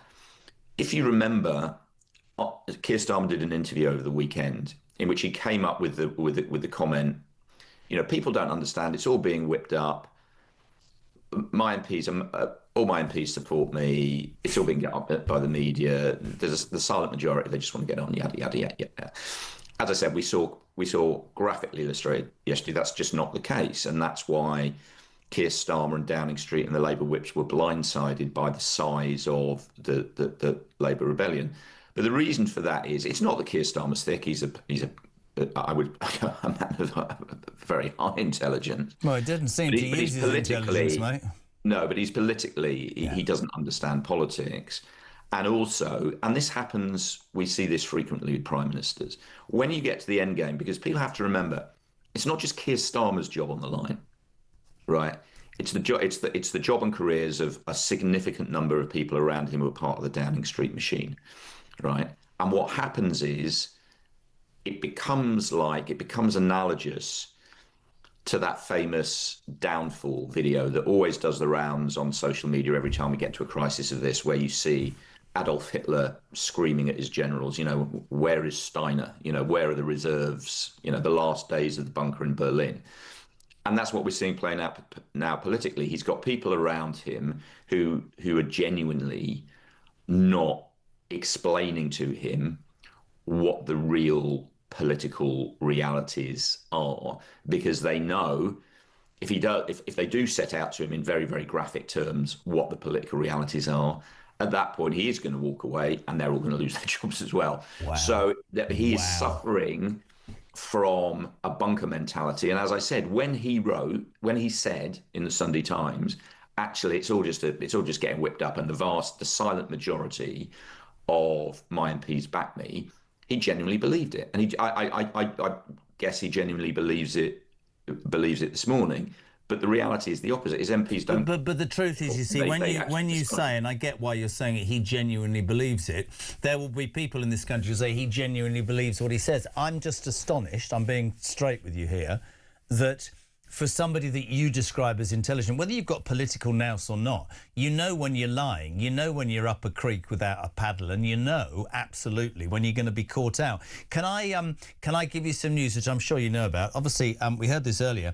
There are rumours today. Well, in the paper, apparently he's privately offered Angela Rayner a return to cabinet, which is interesting, which led us to speculate on whether he's going to bring back the anti-corruption minister found guilty of corruption in Baghdad, Bangladesh, of course. But on a serious note, there are rumours, Dan, of a reshuffle in about a week's time because he wants to start phase 3 of the government. I just want to play a little clip because last September, the timing's quite important, this was him announcing phase 2 of his new government, ladies and gentlemen. Summer's definitely over, and this morning we've got all the number 10 staff together and talked through what phase 2 of the government is going to look like and feel like. So we go into phase 2, 1st of September 2025, in good spirits, confident and with conviction about what we're doing. It needs a more powerful number 10, so we've added to the team with some really important new members. I made a number of other changes, but this is about focus on delivery now, marching forward to the next phase of government. So that was early September, Dan, 2025, phase 2 of this government's announcement, and the biggest announcement for phase 2 was the employment of Peter Mandelson as the new US ambassador. So I'm not expecting phase 3 to be any more successful than phase 2, are you? No, I mean, I've got to be honest. I've kind of lost track of which phase we're on. There's been so many of them. I mean, we've got again. There is, as you said, there is talk of a reshuffle. We reported on this at the weekend. Rayner, do you see that as likely? Is he that? No. Angela Rayner. Well, unless sort of allies of Angela Rayner, who I was speaking to earlier in the week, were very, very clear about her views of Keir Starmer and her views on a job offer. So I would be frankly amazed. So she, in your opinion, she turned down any advances from Starmer. She wants him gone. Yeah, I mean, I am slightly. There are different reports about this. Keir Starmer saying to her, I can imagine Keir Starmer saying, Angela, you're a great loss to me in the cabinet. We need to. I'd like to look at ways to bring you back. I can imagine a conversation like that. That's not the same as saying, Angela, I want you to be my health secretary or something like that. And I would be very surprised if a conversation like that took place. But again, we're beyond this now. We're beyond state. If Keir Starmer if we see, and the country sees, and the Labour Party see, and the cabinet see, Keir Starmer standing next week in the rubble, amidst the rubble of Labour's local election catastrophe, having lost, thousands of Labour councillors having lost control, dozens of councillors, seeing heartlands like the last bastion of London breached by the Greens.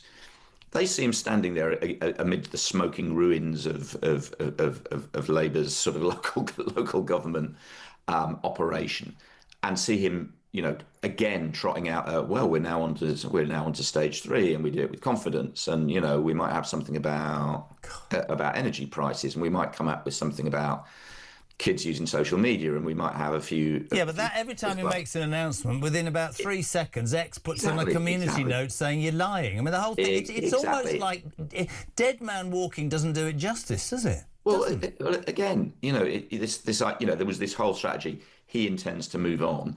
That strategy has been blown out of the water because he was obviously so badly weakened by the Mandelson scandal over the last fortnight that Downing Street's original strategy of publishing all the remaining Mandelson messages and documents, taking the political hit on that and moving on, he's too weak to do that. So we're now into the situation where the documents are going to have to be published the other side of the local elections. And the agenda, the other side of the local elections, will be dominated by Labour carnage on the doorsteps and at the ballot box, followed by yet more Mandelson. Yeah, it's interesting, isn't it? Because you're talking about, and I'm talking about, the pressure and how can he keep going and all the things that we're saying and the evidence that's just irrefutable.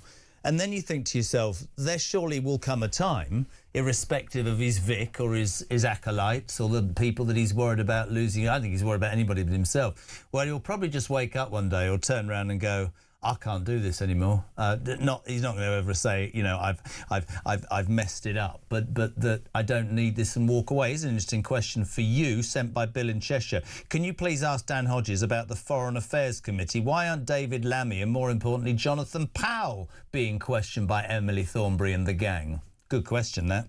I would assume, based on the evidence we've seen, the evidence that Morgan McSweeney gave, the evidence that Barton gave, and obviously Ollie Robbins gave, I'd be amazed if other witnesses aren't called forward, because obviously there are multiple questions. But again, the reality is, I'm not entirely sure. It doesn't matter who is called before the committee. Yeah, I'm not entirely sure what there's left to learn that we don't already know.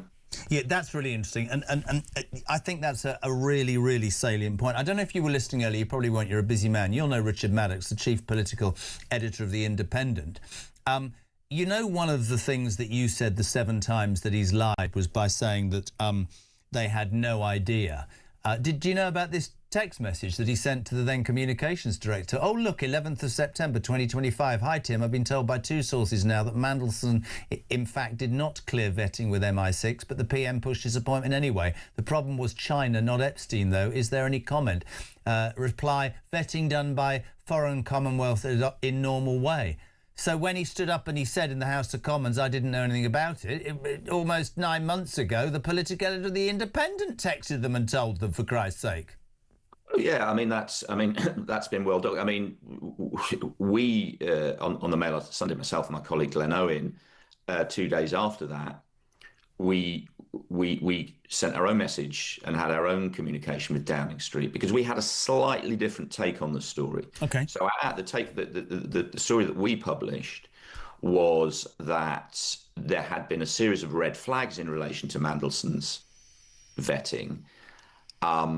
Those had been raised, but that it had been communicated to those conducting the vetting that it was not politically convenient for those red flags to be sort of acted on, because of what Keir Starmer and Downing Street wanted the outcome to be in relation to getting Mandelson out to Washington. And I think actually, on reflection, I think from everything we've seen, that does broadly seem to be what happened. It doesn't quite seem, from the evidence we've had, it's not actually as crystal clear that Peter Mandelson did fail vetting in the technical sense of the word. Because if you remember, there was all the stuff, there was this box and it was ticked, and it was a red box and it had a tick on it. The reality is, that was released by Downing Street. You know, this blank box that was released by Downing Street in the midst of when the scandal about vetting first broke, and was released by Downing Street and paraded as evidence. Downing Street and Keir Starmer have been telling the truth. Problem is, no one who has given evidence throughout this process, be it Philip Barton, be it Ollie Robbins, be it the actual head of the UK developed vetting, not only have none of them said they saw the form with a tick on, none of them have said they've ever seen a form that looks like that. So I think my feeling about what happened is it's broadly in line with what we reported last September. There were red flags, and they were just sort of eased away by the system and massaged away by the system because, as we've seen, there was so much pressure to get Mandelson in place in Washington and at speed that it was just managed. It's really interesting. We talk about all the details and we're doing it forensically, but in the end, it comes down to judgment. It comes down to character. It comes down to just covering your own back and not putting the United Kingdom's interests at the forefront. You've covered politics for a long, long time. Question for you: we all, 2 years ago, I was a Tory voter all my life. I lost complete faith in the Tories. I've been very honest about it. I think the British public stopped listening. I think that's one of the reasons why Starmer ended up in 10 Downing Street. You covered the Boris stuff. You've covered this Starmer stuff. In the height of the Partygate allegations and Boris Johnson, I didn't ever think it could get worse. I don't know about you, but to me, this is different scale. This is all about a person's complete either inability or derision or arrogance for systems that have been in place for years. And he's been found out. There's no way out of this. It's done. Yeah, I mean, my view is, I don't know about different scale, but it's certainly commensurate scale. I mean, I'm not one of these people and never was one of these people who said, oh, it's just a piece of cake, and I remember writing. No, he lied. Absolutely. And at the time saying, Boris Johnson has to go, he's lied. And crucially, obviously, he and those around him have been caught. They have been caught having parties at a time when all the rest of the country were making. And what did for him was the picture of the Queen sat on her own at her husband, having served this country. I completely, and I was very vocal. And I should say this: I was very vocal at the time. Politically, I was very annoyed as he moved to the centre, and it was all about green issues and Carrie and all that. But you're absolutely right. All those critics for years who said not over the detail, will let himself down. Spot on. But at least he put himself in front of the Privileges Committee. No, absolutely. And also, I'd like to make that point. Yeah, and also crucially, what did for him was obviously his lies were exposed. Yeah, and we saw this is part of why the Labour Party collectively is now contaminated, because we saw Starmer's allies roaming the TV studios yesterday, trying to downplay this and say this isn't anywhere near as important as Partygate was. It is. In fact, in terms of the detail, we've got a situation. Firstly, obviously, the heart of it is Epstein, one of the world's most notorious and evil sex traffickers. We've got him at the heart of this. We've got a situation where this is one of the biggest security scandals that we've seen. We've now seen how Mandelson was fast tracked, how the vetting in relation to him was fast tracked, or concerns were massaged away. How he was effectively railroaded into post by Downing Street, despite the fact we now know, obviously, he was compromised in relation to his links with Epstein. Yeah. He also, it's been detailed, we've reported it, just about every other paper has reported it.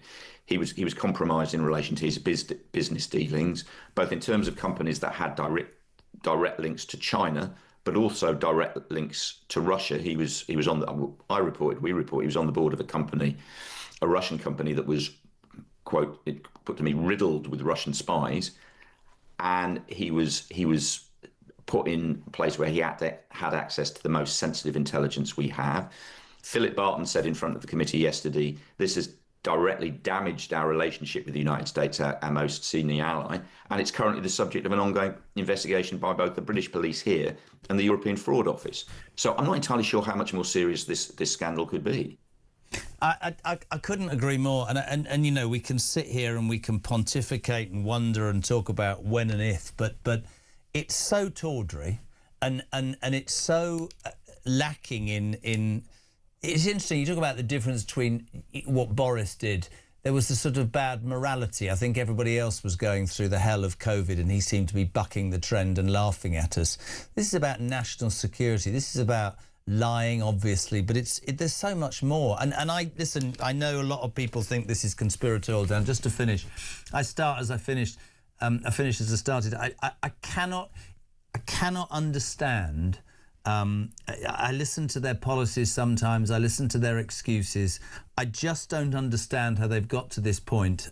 I can't help but think that the power that Mandelson has over the Labour Party, or had until very recently, was so complete, and it just begs the question, how? What's he got? What did he have that even after 2 public humiliating resignations, he's brought back into the fold? He's seen going through the back door at the time of the reshuffle, and he ends up with this plum job when, in essence, you wouldn't have let him through any door if you'd just taken 2 seconds to read about him. But I think to answer your question, I think it goes back to, it actually goes back to how Keir Starmer conducted himself in opposition. And Keir Starmer in opposition, somebody who I think even his allies would accept is effectively a political vacuum. He put at the heart of his political project the idea that he would be different morally in government. You know, he would be morally superior. His government would be morally superior. There would be greater transparency. There would be greater openness. There would be greater candour. There would be no cronyism. There would be no corruption. There would be no sleaze. There would be no lies. And over the course of the 2 or 3 years in which he was prosecuting that argument against the Tory party, as I say, I think he genuinely came to believe it. He genuinely came to believe he was the good guy and the Tories were the bad guys. And that then, therefore, that extended to whatever he did, whatever Keir Starmer did, was good and right and moral and legitimate and acceptable solely because it was him, Keir Starmer, that was doing it. Yeah. So he literally got himself into start to believe your own publicity, right? Exactly. I'm doing it. It's me that's doing it. I'm a good person. I know I'm a good person. The country knows I'm a good person. The country knows I'm completely different to all those evil, nasty, sleazy Tories. Therefore, there can't be anything wrong with this because it's me, Keir Starmer, that's doing it. And that, I think, lies at the heart of the whole. Dan, thank you. I'll make you laugh before we finish, and I've got to let you go. Reg has just said, please read this out to Dan. I think rather than phase 3, we should just get him phased out completely, which is probably well, that is going to happen. Dan, thank you. Great work. Read the Mail today, peeps. Dan Hodges is all over that. He'll be back with us next week. Thank you so much indeed. Dan Hodges at Talk Breakfast. Was it 25 to 10 0344 499 1000? Morning, Deanie. Morning, JK. Another great show. Look, for Starmer, we all know how slippery he is, and we all know what a terrible man he is. He will use anyone and throw anyone under the bus to save himself. That's clear as day. I think what the rest of the MPs need to do, Prime Minister's question time, and I think Kemi needs to lead the charge.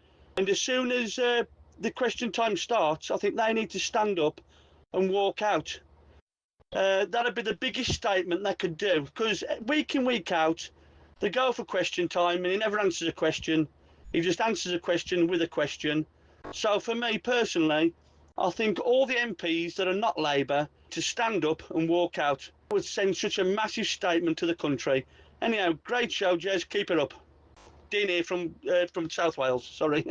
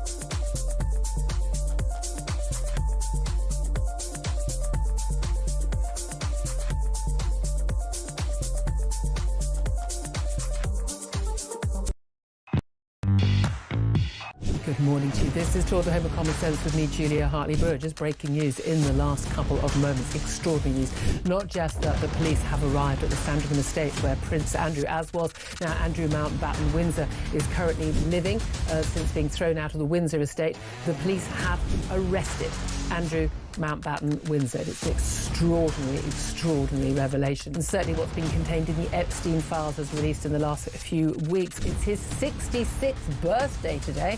What a birthday present that is. Across the UK, on DAB+, on your smart speaker, on your smart TV, and on your side.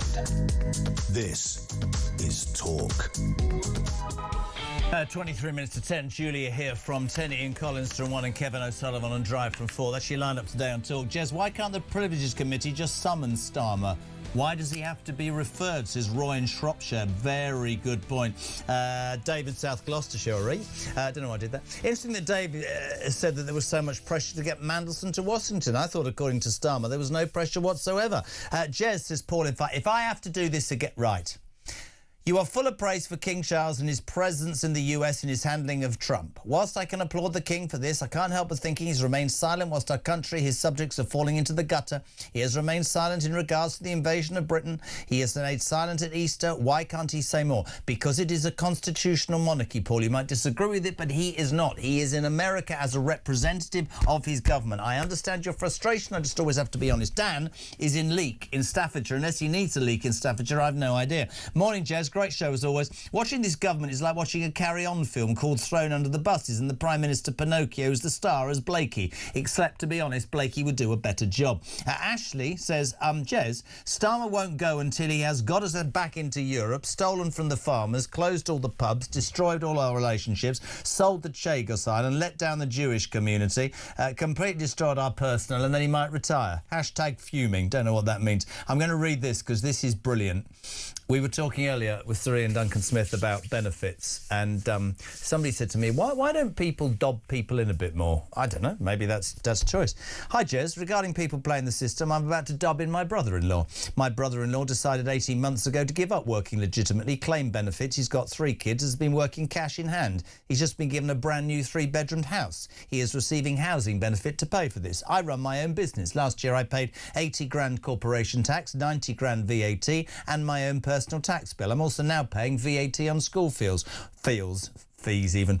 Where is the incentive for him to work when he's gifted a house paid by the taxpayer that will probably cost in the region of £450,000? Matt in Lichfield, I completely and utterly, totally and utterly share your complete frustration because this country has its priorities wrong. We're going to say a very good morning to Talk's international editor, the wonderful Isabel Oakeshott. Morning, Isabel.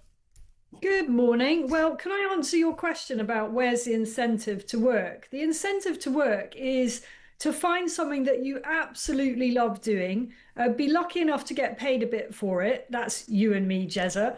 But also just for the pride of earning your own money and not leaning on your fellow citizens. And that is what's happened in our society over the last decades, that there has been a complete collapse in that cultural attitude. Aspiration has gone by the by. Yeah, and I am all like you. I am all for, absolutely, I want to help people who can't help themselves, but I am sick to death, as are alarm clock Brits, of helping people who are not mentally ill, who are not disabled, who are gaming the system. And until we as a society, I think, have that conversation and say, these people need to be called out, they need to be seen face to face, not over a computer, as from COVID it's still happening. And actually, you know what we need to do is close our borders and stop the pathetic excuse that those underpaid or whatever their jobs, underskilled jobs, you know, fruit pick, whatever they are, should be filled by migrants. No. Get the long-term unemployed who aren't ill off their backsides to give a little bit back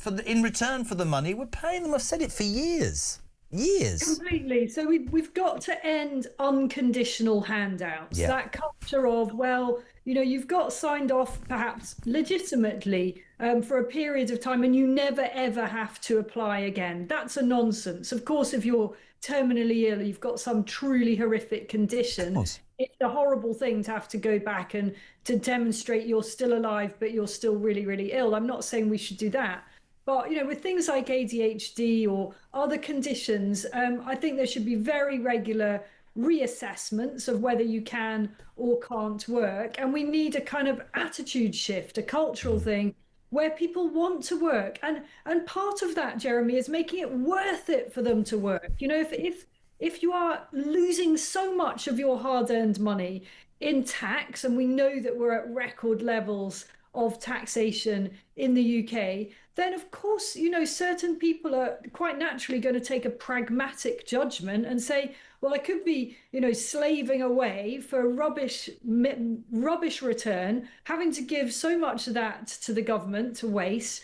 Actually, you know what? I'm just going to go on the benefit system. I remember doing too many problems here, aren't there? I remember doing a sort of a question and answer thing at the Tory party conference years ago at Birmingham. If I've told you before, tell me to shut up because it'll embarrass me if I get to the end and you tell me you've heard the story. It's my age. But I was interviewing George Osborne, and it was the day that the Tories had announced, I think there was a cap on what a unemployed person could get with a family. It was £25,000, and he gave this out and had announced it, and there were 500 people and nobody said a question, and he said, any questions before I go? And I said, I've got one.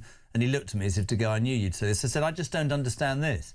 If he can get £25,000 for basically doing nothing, with respect, and he's not ill, I've got a job here to train to work on the Jeremy Kyle show for £22,000. He's not going to take it, is he? Because aspiration is gone. Because we are giving people money that means that they don't have to aspire to being successful. That is fundamentally wrong. And what's right about what Ian Duncan Smith said is, yes, there are, as you said, people with mental illness and people with disability. But we need to get past this, oh, you're attacking everybody. There are people taking advantage who are not mentally ill. You made a great point there. There's anxiety.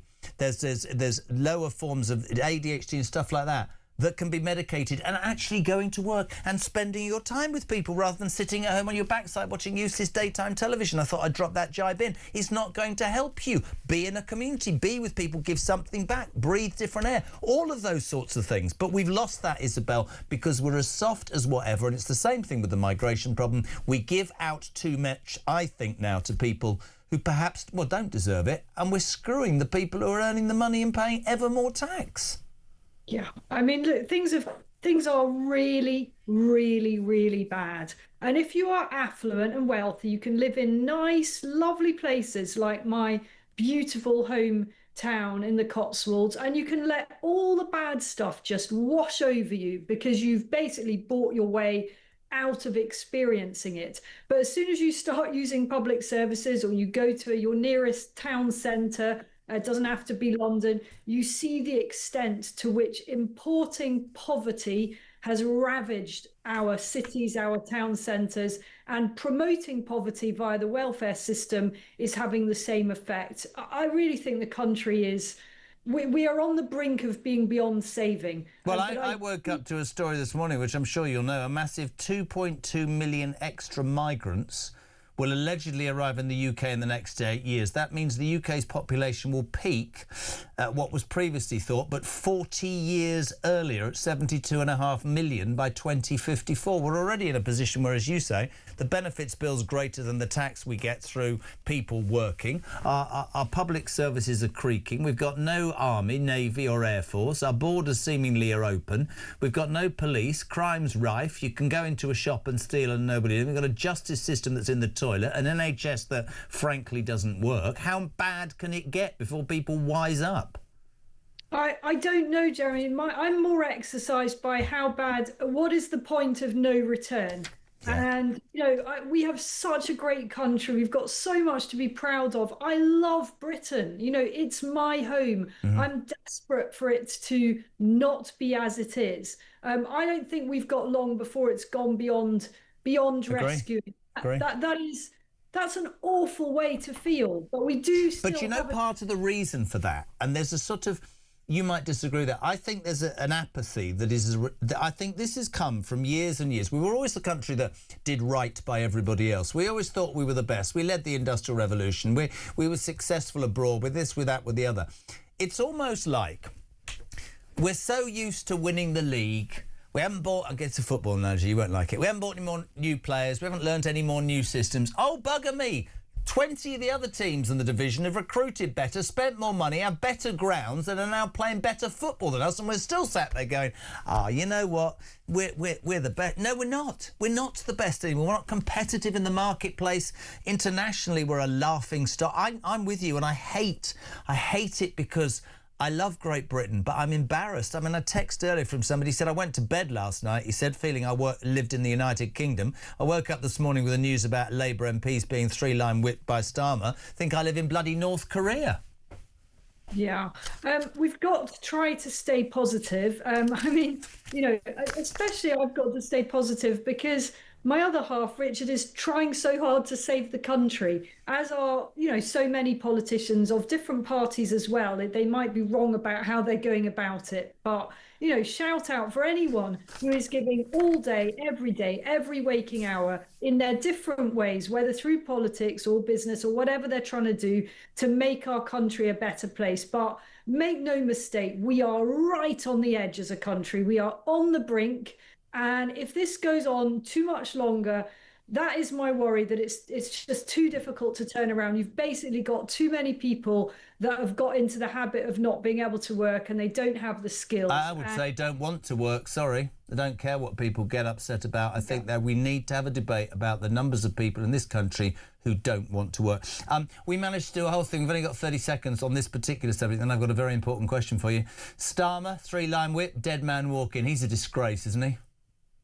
It's just awful because, again, you know, leadership, without the right leadership, we can't turn the country around.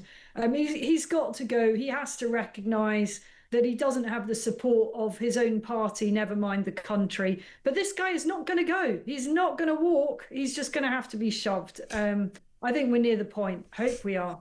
But we might not. I bet you never thought you'd be asked this by me, although you probably think you might have been. Before you go, being a woman, have you ever got close to a bird? There was one on my balcony this morning, Jezza. It's a cute little thing. Because have you read this today? This is ridiculous. This was established through research that birds in cities fear women more than men. On average, men were able to get 7.5 metres nearer urban birds before they took flight, a full metre closer than women, to establish which was more menacing. Pairs of men and women were recorded walking straight towards pigeons, starlings and other bird life. The birds constantly allowed men to get closer than women. We'll have your view, please. That is so interesting. That is so interesting. You'd think it'd be the opposite, just on a size basis. You know, women are on average smaller. What's the reason? Do they give a reason? I've no idea, but I thought most men would allow birds to get nearer to them. I've no idea. I actually am quite scared of birds. Are you scared of birds? I love birds. No, I love birds. Do you? Maybe it's an age thing, Jezza, that I've got to that stage where I kind of appreciate birds. Previously, I was like, what's all the fuss about? There's like 1 million people in Britain that are members of the RSPB, taking it too far, in my opinion. Are you going bird watching? Is that what we've just discovered about you? Absolutely not. But if a little bird alights on my windowsill or the balcony, I'm having a look. I think that's a nice thing. What's your favourite bird? It's got to be a peacock, hasn't it? What, a peacock called Richard? A peacock, I love it. Great, I love talking. We managed to do a whole bit without it all being about Starmer. Wasn't that lovely? I didn't plan it at all. Thank you so much indeed, darling. Have a great day. Thank you for coming on as ever. Isabel Oakeshott, Talk's international editor. It is 10 to 10 on Talk Breakfast.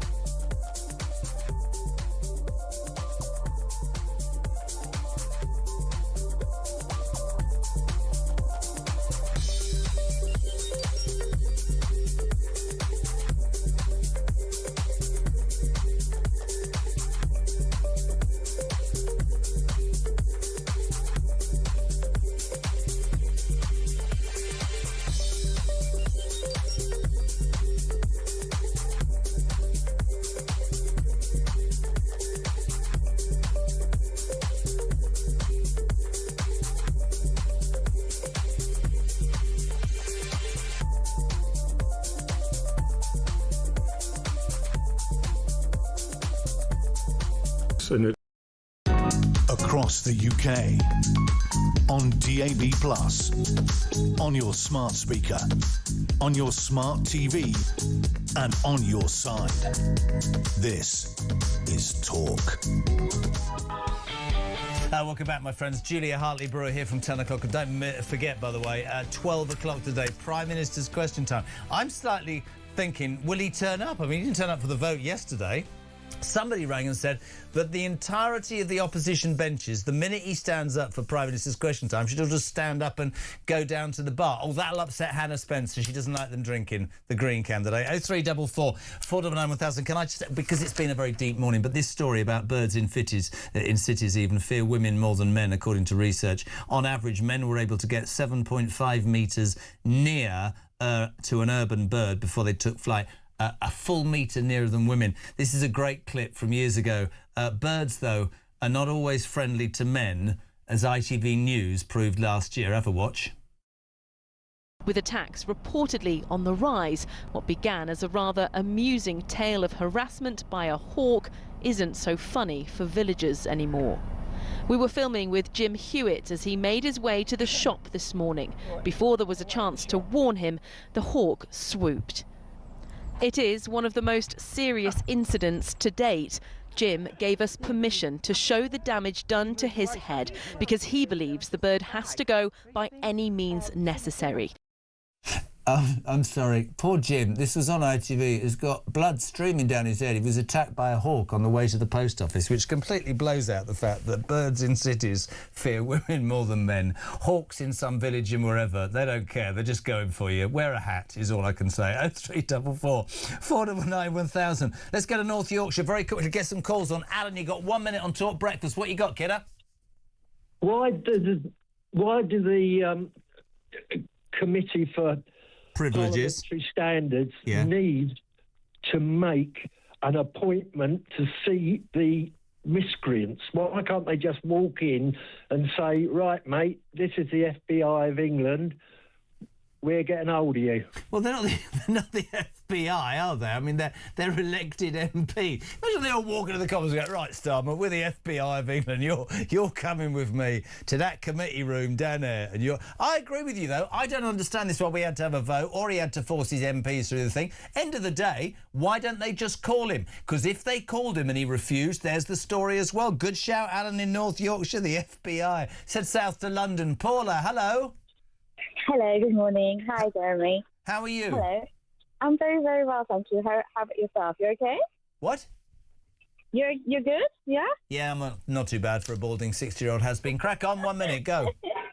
Okay, so a couple of things. First of all, we have a leader that is likened to Ceausescu and Hodja, because if you offer a vote, if you look at the word vote, vote means that you can choose. Choose means freedom. That's not happened, number one. Number two, you have to ask, where are Morgan McSweeney's priorities? Where are Morgan McSweeney's what? No, don't be unfair about Morgan McSweeney. Unfortunately, he had his priorities stolen and he didn't actually manage to keep the notebook about what his priorities should be because it was taken, but he didn't keep a record, so he doesn't know what way to turn. His loyalty to his country or to the United Kingdom is what I'm asking. I couldn't agree more, Paula. Thank you very much indeed. Let's go back to North Yorkshire. Are we going back to North Yorkshire for another? You want to go to a break, do you? What, right now? OK, we'll go to a break. Back in 3.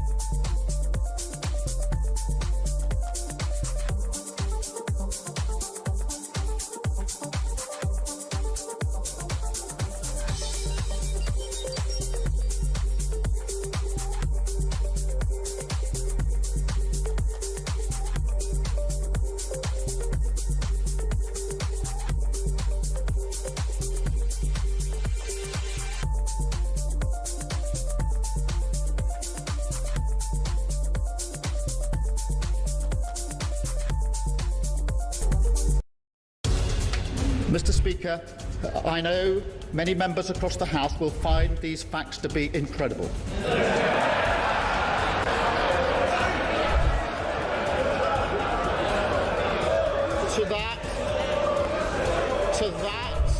To that, I can only say they are right. It beggars belief that throughout the whole timeline of events, officials in the Foreign Office saw fit to withhold this information from the most senior ministers in our system in government. Across the UK,